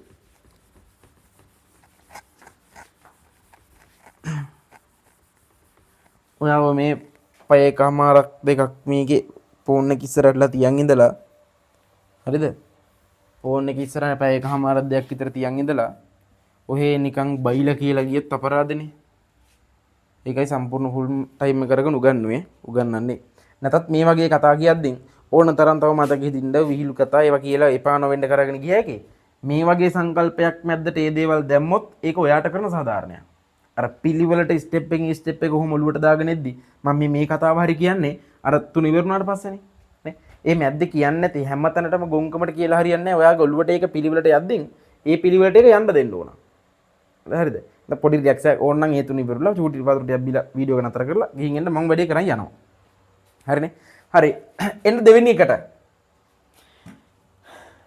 ආමේ ප්‍රතිපත්තිමය පොලි අනුපාතිකයේ වර්තමානයේ එක් දින ප්‍රතිපත්තිමය පොලි අනුපාතිකය ලෙසද හැඳින්වේ. දැන් ඕක වැඩිපුර හඳුන්වන්නේ ඕක මේ අන්ත කාලේ වෙනස් වෙච්ච එකක්. දැන් අපි ප්‍රතිපත්තිමය පොලි අනුපාතික කියන්නේ නැහැ ඕකට. එක් දින ප්‍රතිපත්තිමය පොලි අනුපාතික කියලා තමයි දැන් වර්තමානයේ නූතනයේ අලුතෙන් හඳුන්වන නම. හරිනේ.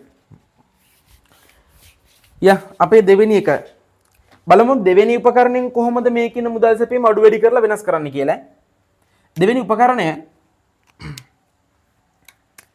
උපකරණය අපිට දෙවෙනියට තියෙන සංචිත අනුපාත. ව්‍යවස්ථාපිත සංචිත අනුපාතය. මේ දැන් අර ඉස්සර තරම් නටන්න දෙයක් නැහැ. මම පොඩි ඉඟිය දෙන්නම් ඔයා ඔහොම ඉස්සරහට පැනගෙන යන්න පුළුවන් දැන් තනියම. හරිද? ඒ වෙන තැන් වල නිකන් ඔයාට මම ඔක්කොම ටික මුලින් ඉඳන් කියලා ඒ කටපාඩම් කරලා එහෙම ඕනේ නැහැ දැන්. මං කියන්නේ මම කියලා දෙන්නේ ක්‍රමේ. ක්‍රමේ කිව්වහම තමයි මතක හිටින්නේ. ඔළුවට යන්නේ. හරි? මම ව්‍යවස්ථාපිත සංචිත අනුපාතයෙන් වෙන්නේ මොකද්ද කියන්නම් ඔයාගේ ඔළුව ඉතුරු ටික දිගේ යවවන්න. හරිනේ? හරි. ඔන්න ව්‍යවස්ථාපිත සංචිත අනුපාතය කියන එකේ තේරුම තමයි හිතන්නකෝ ව්‍යවස්ථාපිත කැලිය අයින් කරන්නකෝ. සංචිත අනුපාතය කියන එකේ තේරුම තමයි සංචිතයක් කියන්නේ ගබඩාවක් වගේනේ. සංචිත අනුපාතය කියන්නේ මෙන්න මෙහෙම එකක්. සංචිත අනුපාතය කියන්නේ මෙහෙම එකක්.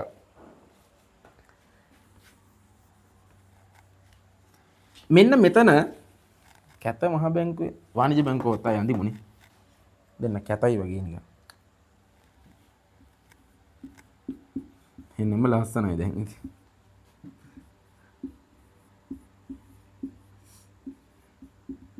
වාණිජ බැංකු හැමතිස්සෙම යත් එක්ක ප්ලස් ප්‍රාථමික අලෙවිකරුවන්.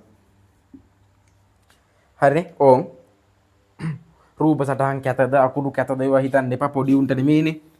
හරිද ශිෂ්‍යත්වයේ උන්ට නෙමෙයි මේ රූප සටහන් ලස්සනට අදින්න. හරි. සංකල්පයේ ඔළුවට ගියා නම් හරිනේ. සංචිත අනුපාතය කියන්නේ සංචිතයක් කියන්නේ මෙන්න මෙහෙම එකක්. මං කියවනේ මේ හැම දෙයකදීම කන්ට්‍රෝල් එක කවුරු අතේ තියෙන්නේ? මහ බැංකුව අතේ. මහ බැංකුව මං කිව්වේ වාණිජ බැංකුව ලව්වානේ මේ වැඩේ කරවන්නේ. එතනදී කරන්නේ මහ බැංකුව වාණිජ බැංකුව වලට කියනවා මෙහෙම එකක්.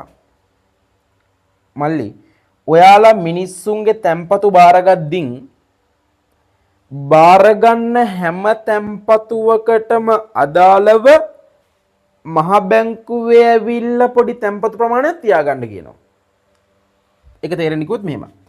ඔයාලා මිනිස්සුන්ගෙන් තැම්පතු බාරගත්තොත් රුපියල් 100ක් ඔයාලා අනිවාර්යයෙන්ම ඔයාලගේ ආරක්ෂාවට සහ ඔයාලගේ මූල්‍ය ආයතනයේ තියෙන ආරක්ෂාවට අපේ ගාව ඇවිල්ලා රුපියල් 20ක් තැම්පත් කරන්නම ඕන. ඒක නීතියක්. අනිවාර්යයෙන්ම කරපන් කියලා කියනවා. ඒ කියන්නේ ඔයාලා බාර ගන්න තැම්පතු මත අපේ ගාව ඇවිල්ලා ගබඩාවක් සංචිතයක් තියාගන්න ඔයාලගේ තැම්පතු ප්‍රමාණය මත කියලා කියනවා.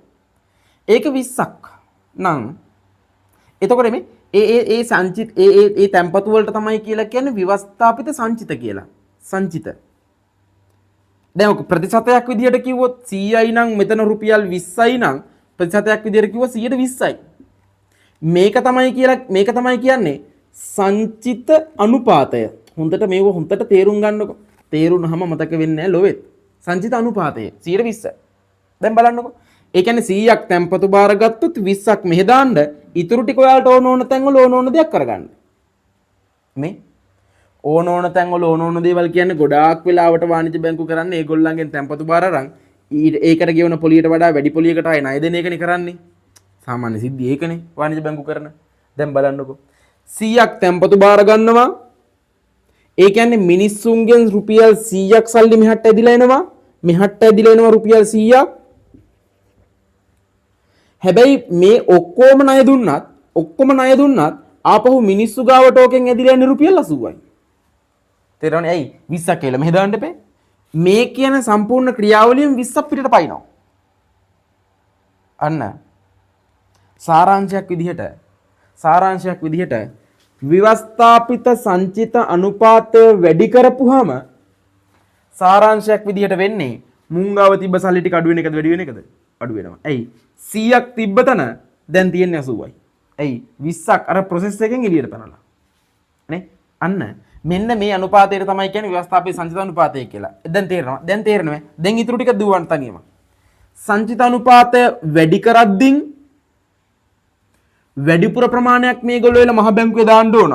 එතකොට මේගොල්ලන්ට ණය දෙන්න පුළුවන් ප්‍රමාණය අඩු වෙනවා. අපි ඒකට ලස්සන වචනයක් පාවිච්චි කරනවා.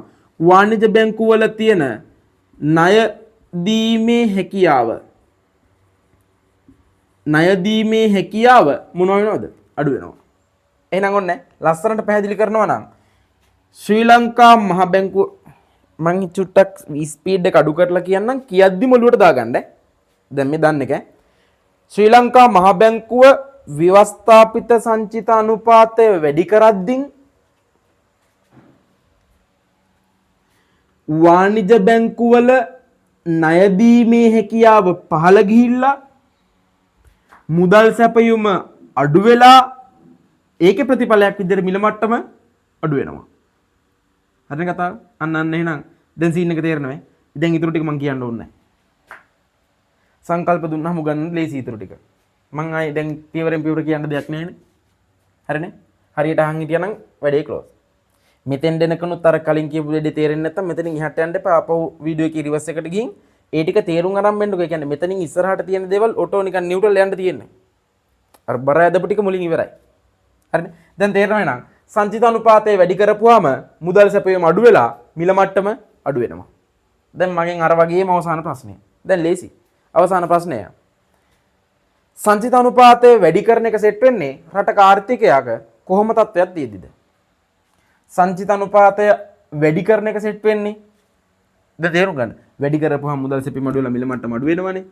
මිල මට්ටම අඩු කරන්න ඕන ආර්ථිකයක් කොහොම තියෙද්දිද? උද්දමනයක් තියෙද්දි. එහෙනම් සංචිත අනුපාතය වැඩි කරන්න ඕන රටේ ආර්ථිකයක උද්දමනයක් තියෙද්දි. සාරාංශය එච්චරයි. සරලයි. හරිනේ? මම වීඩියෝ එකකින් සමහර තැන් ඉක්මනට කියන් ගියාට ඔයා ඒ නතර කරන්න ඕන තැන් වල නතර කරලා ලියාගන්න. වීඩියෝ එකක් නේ ඔක. හරි නැත්නම් ඔයා ලියාගන්නකුනුත් මට ඉන්න කිව්වොත් වීඩියෝ පැය 4ක් විතර වෙනවා. අපරාධනේ. ඔයාට ගැලපෙන තැන් වල ඔයාට ඕන විදිහට ඒ තැන් නතර කරලා බලා ගන්න මම වැඩේ කරන් යනවා. හරිනේ? එහෙනම් දෙවෙනි එකේ ලියාගන්න හිස්තනේ උඩ බලන්නකො විස්තරේ වාණිජ බැංකුව විසින් තම තැන්පතු වලට අදාළව මහ බැංකුවේ පවත්වා ගත යුතු මුදල් සංචිත ප්‍රමාණය ව්‍යවස්ථාපිත සංචිත වේ. හරි. එහෙනම් උඩ උපකරණේ නම විවස්ථාපිත සංචිත අනුපාතය දෙවෙනි උපකරණය. දෙකත් ගොඩ.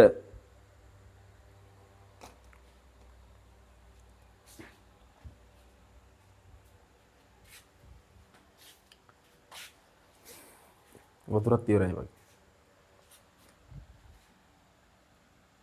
හරිනේ? ව්‍යවස්ථාපිත සංචිත අනුපාතය.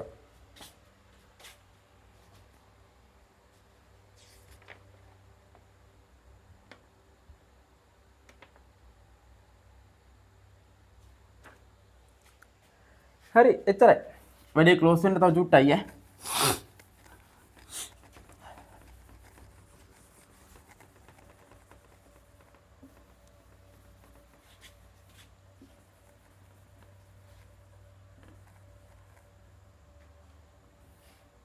හරිනේ. දැන් මේක ලස්සන වෙන්න ඕනේ. දැන් ඔයාලට තේරෙනවා දැන් පුරුදු වෙන මේ කතාව. යන් තුන්වෙනි එකට. තුන්වෙනි එක විවෘත වෙළඳපළ කටයුතු. විවෘත වෙළඳපළ නැත්තම් ඔකට කියනවා විවට වෙළඳපළ කටයුතු. විවට වෙළඳපළ කටයුතු. විවට වෙළඳපළ කටයුතු කියන්නේ මොනවද දන්නවද?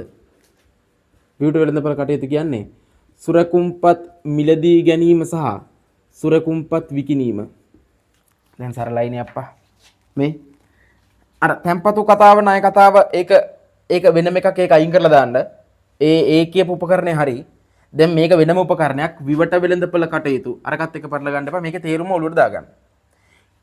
සුරකුම්පත් විකිණීම සහ මිලදී ගැනීමනේ මේ.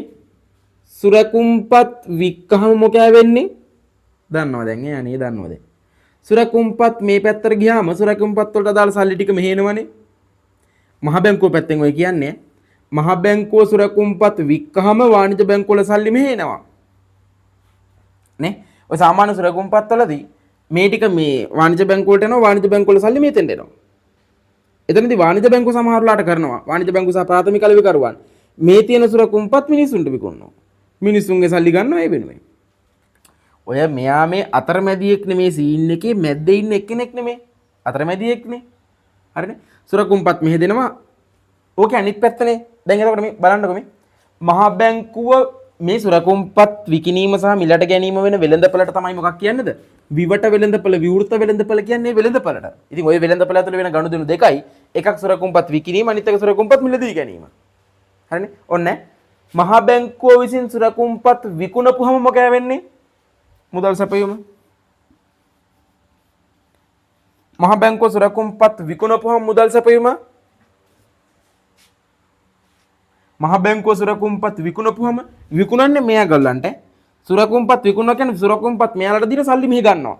සුරකුම්පත් වික්කාම මුදල් සැපයීම අඩු වෙනවා. ඊටු ටික දන්නවද? ඒකේ ප්‍රතිඵලයක් විදිහට මිල මට්ටම අඩු වෙනවා. මහා බැංකුව සුරකුම්පත් මිලදී ගත්තාම මහා බැංකුව මිලදී ගන්නවා කියන්නේ මහා බැංකුව වාණිජ බැංකුවට මිල සල්ලි ටික දී සුරකුම්පත් ගන්නවා. එතකොට මහා බැංකුව මේගොල්ලන්ට සල්ලි දෙනවා. මේගොල්ලන්ගේ අර දුන්නු සුරකුම්පත ආපහු ගන්නවා. කල්පිරුණාම. ඒ දවසට මොකෑ වෙන්නේ? ඒ කියන්නේ මහා බැංකුව සුරකුම්පත් මිලදී ගත්තාම මුදල් සැපයීම වැඩි වෙනවා. මිල මට්ටම වැඩි වෙනවා. හරිනේ? ආර්ථිකයක උද්දමනයක් තියෙද්දී විවට වෙළඳපළ ඇතුලේ සුරකුම්පත් විකුණන්න ඕනද මිලදී ගන්න ඕනද? උද්දමනයක් තියෙද්දී. උද්දමනයක් කියන්නේ මිල වැඩි. මම මේ ක්ලියර් කරගන්න පිළිවෙල කියන්නේ ඔය ගොළුවෙන් යන්න ඕන process එක මේ. උද්දමනයක් කියන්නේ මිල වැඩි. කරන්න ඕන දේ තමයි මිල අඩු කරන එක. මිල අඩු කරන්න නම් මුදල් සැපීම අඩු කරන්න ඕන. මුදල් සැපීම අඩු කරන්න නම් මහ බැංකුව සුරකුම්පත් විකුණන්න ඕන. වික්කහම තමයි සල්ලි ටික හැදිලා යන්නේ. අන්න උද්දමනයක් වෙලාවට විවට වෙළඳපළ ඇතුලේ මහ බැංකුව විසින් සුරකුම්පත් විකුණන්න ඕන. අවදමනයක් වෙලාවට මහ බැංකුව සුරකුම්පත් මිලදී ගන්න ඕන. අනිත් පැත්තනේ අනිත් පැත්ත ගහ ගන්න පුළුවන් නේ. සංකල්ප වලට දාගත්තා නම් එච්චරයි. තුන්වෙනි එක. එහෙනම් මේ ඒකෙනුත් බැයිද එහෙනම් මෙතන තියෙන මිල මට්ටම් අඩු වැඩි කරන්න උද්දමනය අවදමනය පාලනය කරන්න පුළුවන්. දාගන්න තුන්වෙනි එක. විවට වෙළඳපළ කටයුතු විවෘත වෙළඳපළ කටයුතු.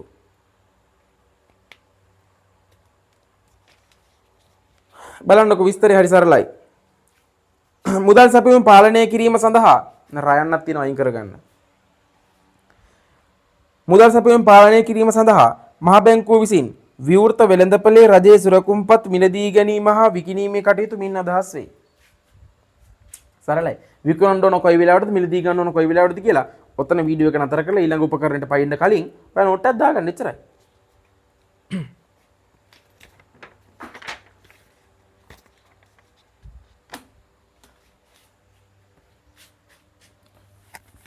අපහැදිලි හින්දා මකලා යඳින්නේ. ඒ චිත්‍ර අඳින්න බෑ මට කොහොම. සීන් එකකුත් තියෙනවා පොඩි. හොඳම වැඩේ පැහැදිලි වෙන්න ආයෙ පාරක් ශනිකව ඇඳලා දාන එක. අර රූපෙමයි ඈ. සම්බන්ධයක් තියෙනවා. මිනිස්සු එක්ක මිනිස්සු සහ වාණිජ බැංකුව අතර සම්බන්ධයක් තියෙනවා. මහ බැංකුව සහ වාණිජ බැංකුව අතර සම්බන්ධයක් තියෙනවා. හරිනේ? හරි. ඔන්න ඊළඟ එක. අරක මකනොනේ.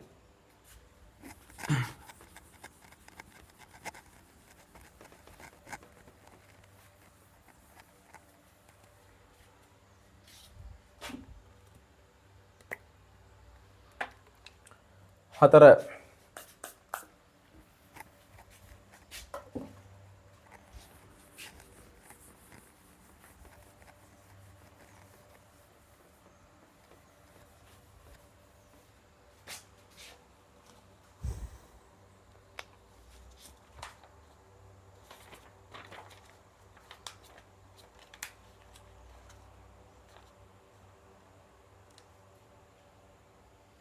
හරි ඔන්න මේ හන්ඩක කතාව අලුත් උපකරණයක නමක් දෙන්න යන්නේ ටිකක් ලස්සන ක්‍රියාවලියක් මේකත් ඈ මහ බැංකුව විවෘත වෙළඳපළ ඇතුලේ සුරකුම්පත් වික්කහම ඕන්නම් ඒ සුරකුම්පත් එතකොට මහ බැංකුව මේගොල්ලන්ට විකුණනවා විකුණපු සුරකුම්පත් ඕන්නම් මිනිස්සුන්ට ගන්න පුළුවන් කිව්වනේ සල්ලි ටික අනිත් පැත්තට යනවා ඕන්නම් මිනිස්සුන්ට ගන්න පුළුවන් කිව්වනේ හරි ඒක අවුලක් නැහැ එතකොට වික්කහම සල්ලි ටික හරිය ඇදිලා යනවා මිලදී ගත්තාම සල්ලි ටික අප වෙනවා ඒක හරි හැබැයි මෙන්න මෙතනදී අර ඔම් හරි නෝට් එකේ හරි අවධානයෙන් අහගන්න අවධානයේ චුට්ටක් ගිහලා මහන්සිය වගේ නම් වඩ පුරුදු වෙනවා කියලා මෙතන නතර කරලා වතුර ටිකක් බීලා ආයෙ පටන් ගන්න මේක යවන්න එපා නිකන් ඒ කියන්නේ මේ කොහොම හරි මේක ඉවර කර ගන්නවා කියන සීන් එකේ නෙමෙයි ඔලුවට දා ගන්නවා කියන සීන් එකේ ඉන්න ඕනේ. හරි. දැන් නිත්‍ය තැම්පතු පහසුකම් අනුපාතිකයේදී මහ බැංකුව වාණිජ බැංකුව වලට නිකුත් කරපු සුරකුම්පත් කල්පිරෙන්න කලින් මහ බැංකුවට කල්පිරෙන්න කලින් සල්ලි කරගන්නවා නම් මහ බැංකුවටම ඕක ඇපේට තියලා ණය ගන්නවා කියන වැඩේ කරන්න පුළුවන්කම තිබ්බනේ. ඒකත් එක්කනේ නිත්‍ය තැම්පතු පහසුකම් අනුපාතිකය සහ නිත්‍ය ණය පහසුකම් අනුපාතිකය කියන අනුපාතික දෙක ගොඩ නැගුණේ. ඒක තමයි හරි. මම කියන්නේ මේ වගේම තියරි එක තමයි මෙතෙන්ට දාන්න තියෙන්නේ. ඒ කියන්නේ විවට වෙළඳපළ කටයුතු කියන එක ඇතුලේ මහ බැංකුව සුරකුම්පත් වාණිජ බැංකුව වලට විකුණලා වාණිජ බැංකුව වලින් මිනිස්සු ගත්තාම මිනිස්සු ගාවනේ වා තියෙන්නේ. ඔය කියන සුරකුම්පත් ආපහු පාරක් මහ බැංකුව මිලදී ගන්නේ කල්පිරුණට පස්සේනේ. හිතන්න දවස් 365න් කල්පිරෙන සුරකුම්පත් කියලා. එහෙම වුණොත් මිනිස්සුන්ට මේ සුරකුම්පත් දවස් 365ක් යනකම්ම තියන් ඉන්න ඕන මේක සල්ලි කරගන්න. ඔන්න ඕකට තියෙන විසඳුමක් තමයි දැන් කියන්න යන්නේ. එතනදී පුළුවන් ඕනනම් මිනිස්සුන්ට මිනිස්සු ගාව තියෙන සුරකුම්පත් මහ බැංකුවට දෙන්න බෑ. මහ බැංකුව ලොවෙත්තුව ආය ගන්න නැහැ. මහ බැංකුවට දෙන්න බෑ. මං කියන්නේ ඇපේට දීලා ණය ගන්නවා නම් ඒක වෙනම කතාවක් ඈ. එතනදී අනුපාතය වෙනයි. මං කියන්නේ එහෙ යන්නේ නැතුව මේ තව වෙන ක්‍රමයක්. මිනිස්සු ගාව තියෙන සුරකුම්පත් වාණිජ බැංකුව වලට දීලා ඕන්නම් සල්ලි කරගත්ත හැකි. උදාහරණයක්. දවස් 365කින් කල්පිරෙන සුරකුම්පත් ගත්ත රුපියල් ලක්ෂයක මිනිස්සු රුපියල් ලක්ෂයක් අරුන්ට දීලා සුරකුම්පත් අරගෙන හිටියා දවස් 365ක ඉන්නම් කියලා හිතාගෙන. ගෙදර හදිසිය මොකක් හරි කේස් එකක් ගියා මොකක් හරි ගෙදර මලගයක් හරි කවුරු හරි මොකක් හරි සීන් එකක් ඔන්නේ වයස කට්ටිය ඉන්නේ ඒගොල්ලෝ. එහෙම මොකක් හරි වැඩක් වෙලා හදිසිය සල්ලි ඕන වුණා.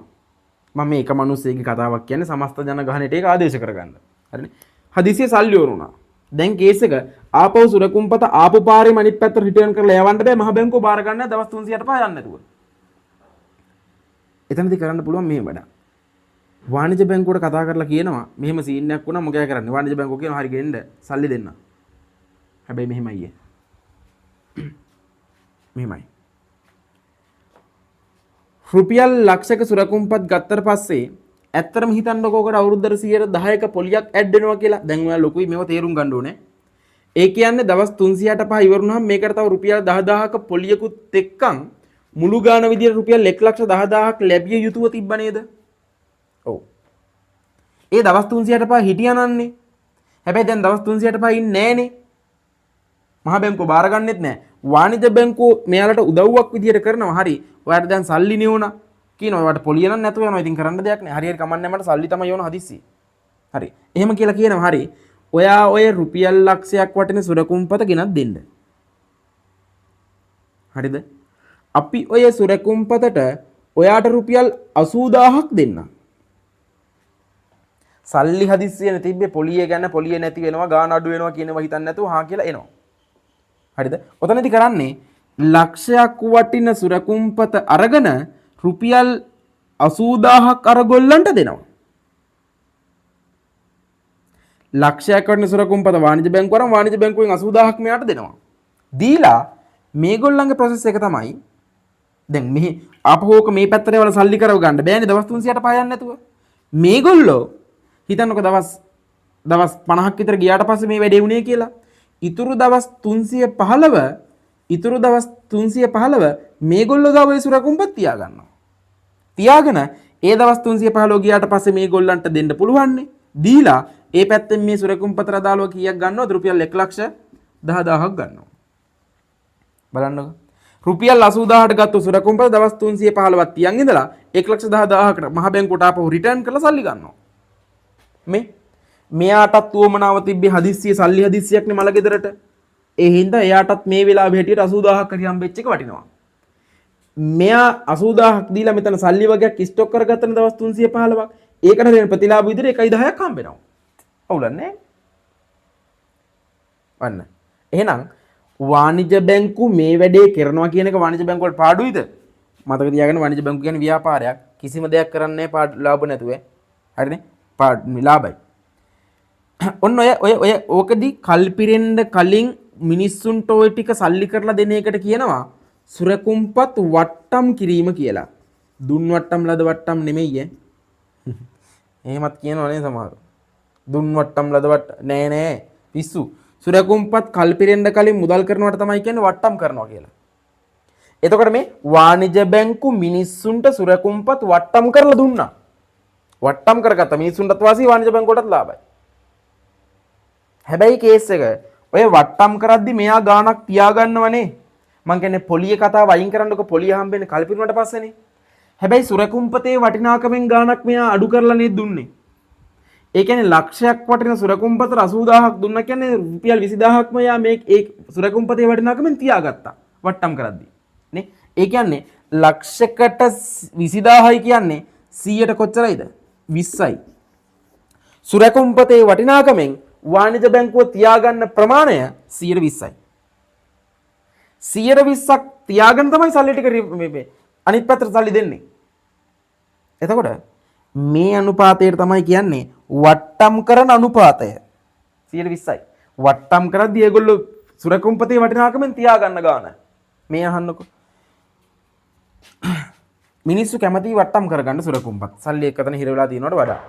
මොකද සුරකුම්පත් අරගෙන ආවට පස්සේ තමයි තේරෙන්නේ අපෝ දවස් 365ක් යනකම් සල්ලි නැතුව යනවනේ කියලා. එතකොට කරන්නේ 100 දැන් වාණිජ බැංකු වට්ටම් අනුපාතිකය පහළ දැම්මොත් මොකද වෙන්නේ? ඒ කියන්නේ තියාගන්න 105ක් විතර. සුපිරිනේ. අර වගේමයි අර නිත්‍ය ණය පහසුකම් අනුපාතිකය පහළට දාපුවම සල්ලි ඕන වාණිජ බැංකුවේ එපා වෙනි ඔක්කොම උන් ගිහිල්ලා අපේට තියලා ණය ගත්තේ. ආන් ඒ වගේ වට්ටම් අනුපාතයේදී වට්ටම් කරගද්දි තියාගන්න ගාන අඩු කරපුවාම සල්ලි ඕන එකයි එපා එකයි කොල්ලයි බල්ලයි ඔක්කොම උන් සුරකුම්පත් වට්ටම් කරගන්න යනවා. ඒ වචන දාන්න. සුරකුම්පත් වට්ටම් කරගන්න යනවා. ඒ වට්ටම් කරගත්තාම දැන් තේරෙනවා ඉතින් සුරකුම්පත් වට්ටම් කරගත්තාම මොකද වෙන්නේ? වැඩිපුර වට්ටම් කරගන්නවා කියන්නේ උංගාව තියෙන ලේඛනය මෙහාට ඇවිල්ලා ලේඛනයට හරියන සල්ලි උංගාවට යනවා කියන එකනේ. නේ? වට්ටම් කරගත්තාම මොකද වෙන්නේ එහෙනම්? සුරකුම්පත මෙහෙ යනවා. සුරකුම්පත සල්ලි ටික මෙහෙ යනවා. සල්ලි මෙහෙ ගියා කියන්නේ ඉතින් මේව වැඩි වෙනවා. එහෙනම් මට කියන්න. දැන් ක්‍රියාවලිය දන්නවා කෙලින්ම මම ප්‍රශ්නේ අහනවා. දැන් ඉතින් හුරුතල් කිරින්න දෙයක් නෑ. දැන් පැහැදිලි කරන්න දෙයක්වත් නෑ. දන්නවනේ සම්පූර්ණ විස්තරය. රටක අවදමනයක් තියෙද්දිම වට්ටම් අනුපාතයට මොකද කරන්න ඕන?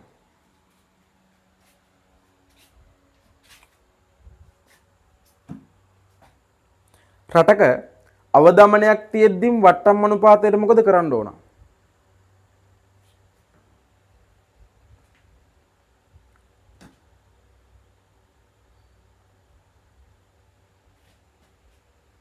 කල්පනා කරලා කියන්න.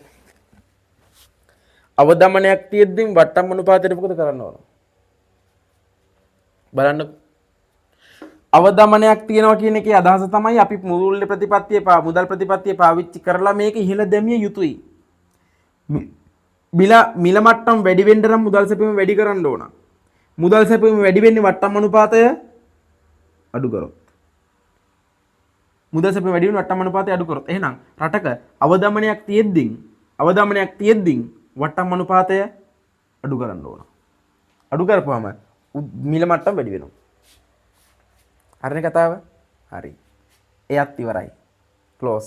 දැන් තේරෙනවනේ? ඒ කියන්නේ එකම මේකේ තියෙන එක පොඩි දෙයයි අල්ලගන්න.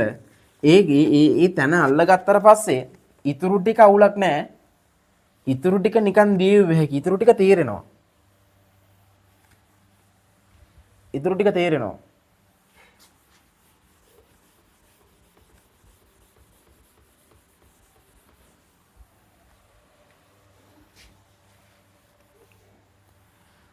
හරි රෑ වුණාම නිදා ගන්න එපා. ඒක නිදිමතයි නම් වීඩියෝ එක නතර කරලා ගිහිල්ලා ඒකට මොකක් හරි උත්තරයක් හොයාගෙන ආවිල්ලා ආයි වීඩියෝ බලන්න අපරාධේ නැත්තම් මෙච්චර ඔට්ටු වෙවි මෙහෙම මෙච්චර දේවල් කියන්නේ නැත්තම් ඈ.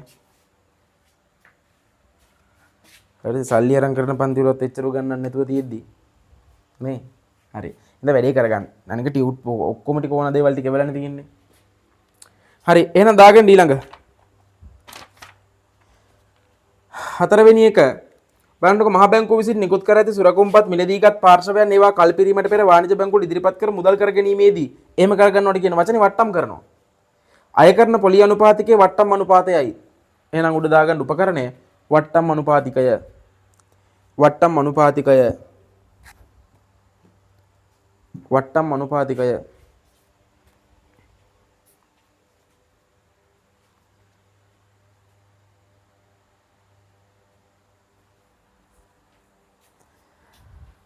හරි අපි ඉවර කරමු. අවසානයකට අවිල්ලා තියෙන්නේ. පස්වෙනි උපකරණය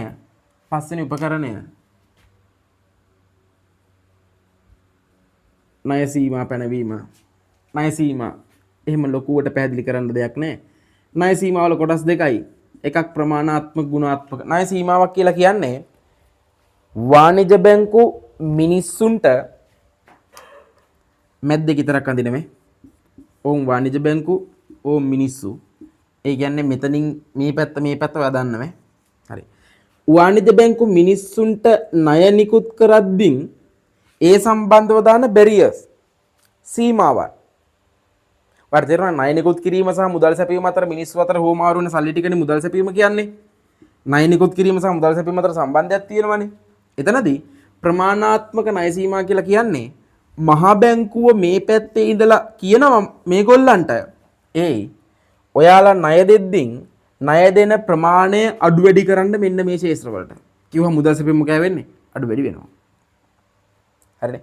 එතකොට ප්‍රමාණාත්මක ණය සීමා කියලා කියන්නේ ණය ලබා දෙන ප්‍රමාණය පාලනය කිරීම. ගුණාත්මක ණය සීමා බැරියර්ස් ප්‍රමාණාත්මක බැරියර්ස් දානවා ගුණාත්මක බැරියර්ස් දානවා. ඒක තමයි තේරුම. ගුණාත්මක කියලා කියන්නේ ණය ගලාගෙන යන දිශාව.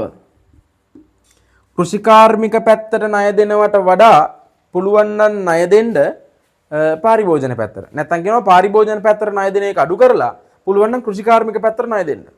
එතකොට ඒගොල්ලෝ නිෂ්පාදනය වැඩි කරයි ඒ වගේ දේවල් කරයි.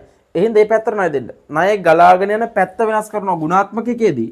ණය ලබා දෙන ප්‍රමාණය වෙනස් කරනවා ප්‍රමාණාත්මකකයේදී. නිවාස ණය උපරිම දෙන්න ඕන. උපරිම නිවාස ණයක් දෙනවා නම් දෙන්න රුපියල් ලක්ෂ 20ක්. මෙච්චරක ලක්ෂ 50ක් දුන්නා නිවාස ණය. එහෙනම් ලක්ෂ 50ක් ආර්ථිකයට මෙහාට මිනිස්සු ගාට මුදා හැරියා. දැන් කියනවා මහ බැංකුවෙන් ප්‍රමාණය අඩු කරනවා. ලක්ෂ 20ක් දෙන්න. දැන් හට්ටන සල්ලි ප්‍රමාණය අඩු වෙනවා. හරිනේ. ප්‍රමාණාත්මක සහ ගුණාත්මක. පස්වෙනි උපකරණය දාගන්න.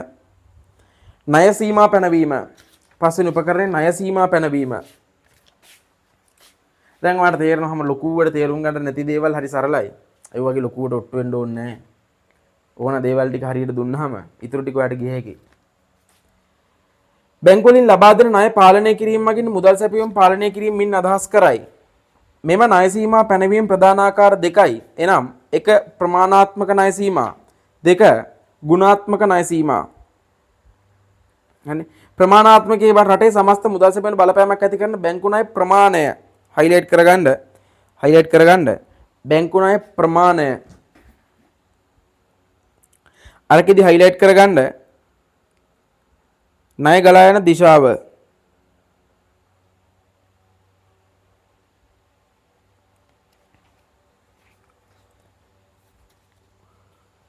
දැන් නම් ළමයි ටියුට් ඇවිල්ලා නැති වෙන්න බෑ. චුට්ටක් චෙක් කරන්න ඕගොල්ලෝ දුන්නු ඇඩ්‍රස් හරියද කියලා. ඒ ඇඩ්‍රස් වලට තමයි දාලා තියෙන්නේ අපි. සමහර ඇඩ්‍රස් තිබ්බ අපි වෙනස් කරලා අකුරු ටයිප් කරද්දී ඇඩ්‍රස් එක හරියට දීලාත් නැහැ. බලකෝ ඇඩ්‍රස් එක හරියට ලියා ගන්න බැරි වුණා. මේ වැරදියට දීලා තියෙන උන් හිටියේ. ඒවා අපි ආයේ වෙනස් කරලා දුන්නේ. මට මතක නැහැ මම ඇඩ්‍රස් එකක් ආපහු රිටර්න් කරලා මම වෙනස් කරලා දුන්නා. ඒ හින්දා දැන් නම් ටියුට් ඇවිල්ලා නැති වෙන්න බෑ.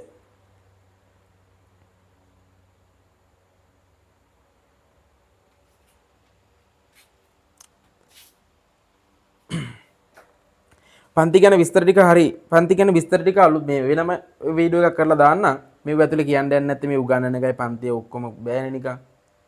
හරිද? ඒ කියන්නේ මට ඒ ටික කරව ගන්න. ඒ කියන්නේ මට ඔයාලට මේ පන්ති ගැන විස්තරේ දී ගන්න ඕනම නෙමෙයි මේ වීඩියෝ එක ඇතුලේ තියෙන මේ කොටස් හතරෙන් පාඩම ඉවර කරන එක. හරිද? ඒ අනම් මනම් අරවා මේවා බහුභූත කියලා ඊ ටික මම වෙන වීඩියෝ එක දාන්නම් ඔයාලට ඕන ටික හොයාගන්න.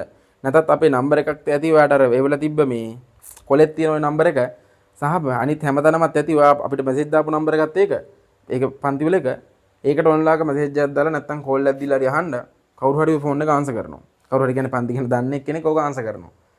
හරිනේ? හරි.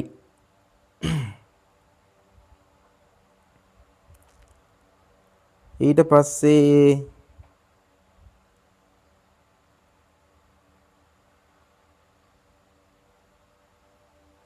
හරි දැනුත් එහෙම ඇඩ්‍රස් තියෙනවා නම් එවන්න කමන්නේ මම ටියුට් එක දාන්නම්. වීඩියෝ ටික YouTube එකේ තියෙන ද බලා ගන්න පුළුවන්. පන්ති 26ට 24ට වෙනම තියෙනවා. ගෲප් දෙක හදලා අපි මේ මාර්තු මාසෙ ඉඳන් පටන් ගන්නවා. දැන් මේ පෙබරවාරි ඉවරයිනේ.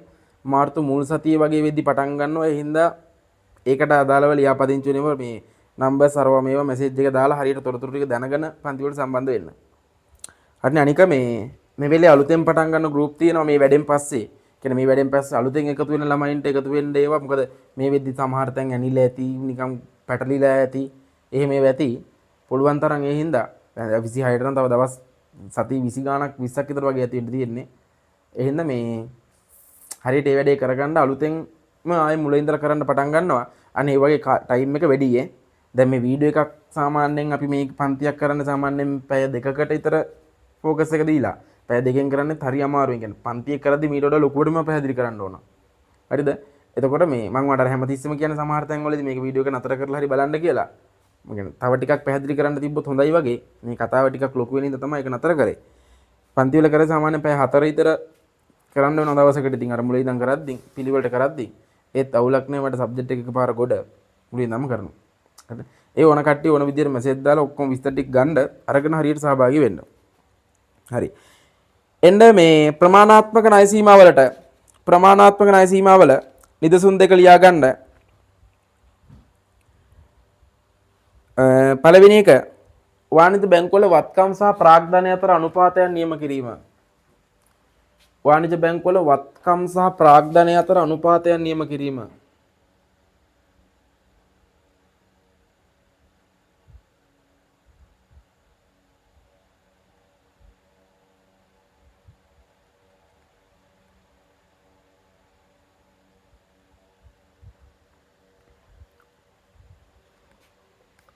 ප්‍රාග්ධනය සහ වත්කම් අතර අනුපාතයන් නියම කිරීම.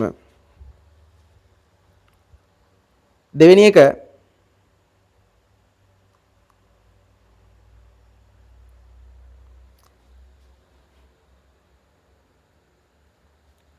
ණයවර ලිපි නිකුත් කිරීමේදී තැන්පත් කළ යුතු අවම මුදල් ප්‍රමාණයන් පාලනය කිරීම. ණයවර ලිපි නිකුත් කිරීමේදී තැන්පත් කළ යුතු අවම මුදල් ප්‍රමාණයන් නියම කිරීම. ණයවර ලිපි නිකුත් කිරීමේදී තැන්පත් කළ යුතු අවම මුදල් ප්‍රමාණයන් නියම කිරීම.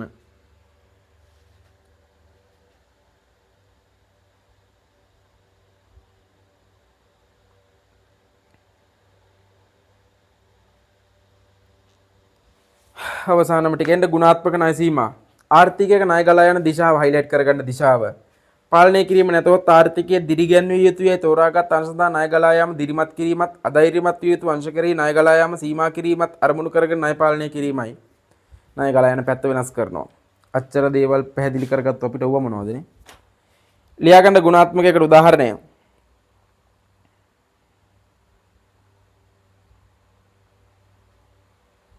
ණය ලබා දෙන්නේ කෘෂිකාර්මික අංශයටද කර්මාන්ත අංශයටද යන තීරණය කිරීම. ඒ කොයි පැත්තටද යන්නේ කියන එක එච්චරයි.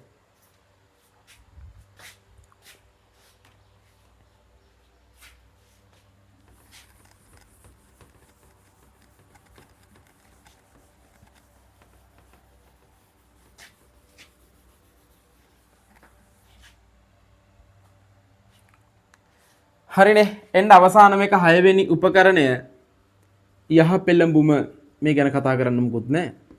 යහ පෙළඹුම යහ පෙළඹුම කියලා කියන්නේ යහමගට ගන්නවා වගේ වැඩක්. කියද්දි තේරෙනවද? වැඩේ අසාර්ථකයි.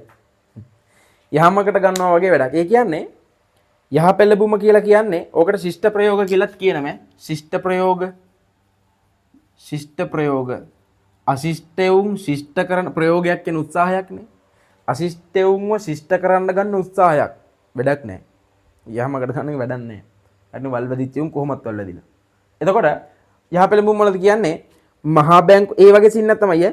මහා බැංකුව වාණිජ බැංකු සෙට් එක එකතු කරගෙන උන් නිකන් වල්වදීගෙන එනවා නම් කියන දේවල් කරන්නේ නැත්නම් ඒගොල්ලොත් එක්ක කතා කරලා අනාගත ප්ලෑන් එක එහෙම සාකච්ඡා කරන එක. ඔහොම කරන්න එපා අපි මෙහෙම කරමු ලබන අවුරුද්දේ මෙහෙම කරමු කියලා ප්ලෑන් සාකච්ඡා කරනවා. කතා කරනවා විතරයි නිකන්. යහමකට ගන්න වෙන්නේ ඉතින් කතා බහ කරලා තේරුම් කරවලා දෙනවා. එච්චරයි. ඇත්තට මොකෙන් ලොකු ප්‍රතිඵලයක් මුදල් සැපයීමට එහෙම ගන්නවා කියන්න බෑ. සහ ඕක දැන් මේ අහන්නකො යහ පෙළඹුම අශිෂ්ටයුම් ශිෂ්ට කරන්න ගන්න උත්සාහය ඇත්තටම ප්‍රතිඵලදායකයිද කිසිම ප්‍රතිඵලයක් නැද්ද? නෑ. ඇත්තටම අපි කියන්නේ උපකරණ වලින් මේ වෙද්දි ප්‍රායෝගිකව භාවිතා නොවන උපකරණය තමයි මේක. ප්‍රායෝගිකව භාවිතා නොවන උපකරණය. පාවිච්චි කරන්න බෑ කොහේ පාවිච්චි කරන්න දවුවා. මේ අශිෂ්ටයුම් ශිෂ්ට කරන්න පුළුවන් නේ. ඒ වගේ මුදල් සැපීමත් එක්ක සම්බන්ධයක් කියන්න කියන්න මොකුත් නැහැ. එච්චරයි 6ක් ඉවරයි. හරිනේ. ඔන්න අපේ අද දවසේ වැඩේ සම්පූර්ණයෙන් ඉවරයි. හරිනේ. ඔන්න පැය දෙකක් විතර ගිහින් තියෙනවා. පැය දෙකක් විතර ගියාට වැඩේ පාඩු නැහැ. හරි 9 පහුවෙදි නිදිමතයිද නෑනේ. වැඩේ පාඩු නැහැ ඔන්න. මම චුට්ටක් මතක් කරන්න. සාරාංශයක් විනාඩි 5කට ගමු. අපි අද කතා කරේ රජයේ මූල්‍ය ප්‍රතිපත්තිය. ඔය ප්‍රතිපත්තියේ තියෙන ටාගට් එක තමයි මොකක්ද කිව්වේ? මිල ස්ථායීතාවය තියාගැනීම මම මුළු වචනම ලියන්නේ නැහැ. මිල ස්ථායීතාවය තියාගැනීම වෙනුවෙන් මුදල් සැපයුම පාලනය කිරීම.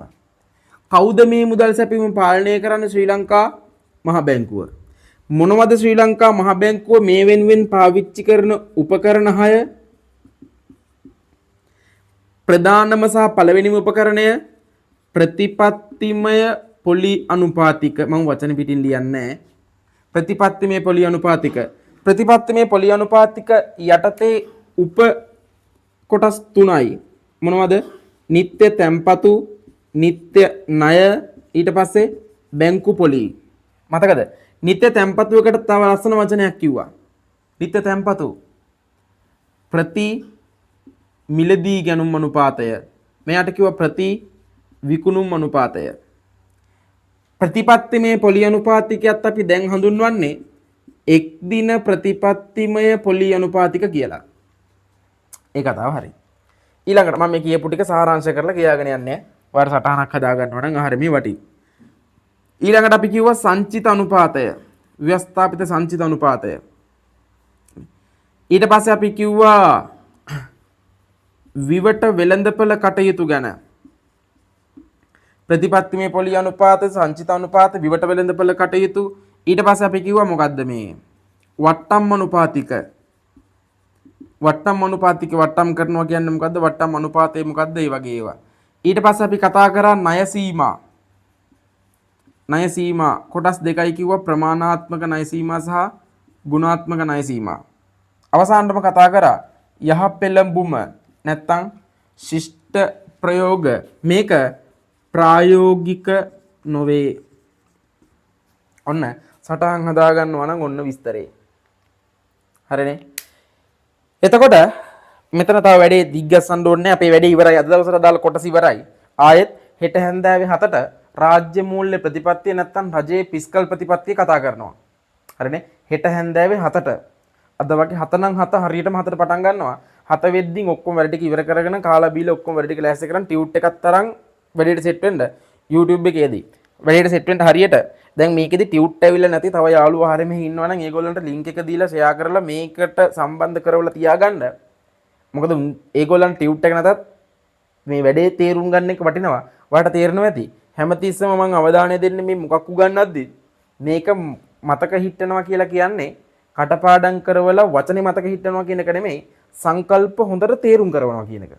තේරුම් කරපුවම මතක හිටිනවා. හරිනේ? හරි.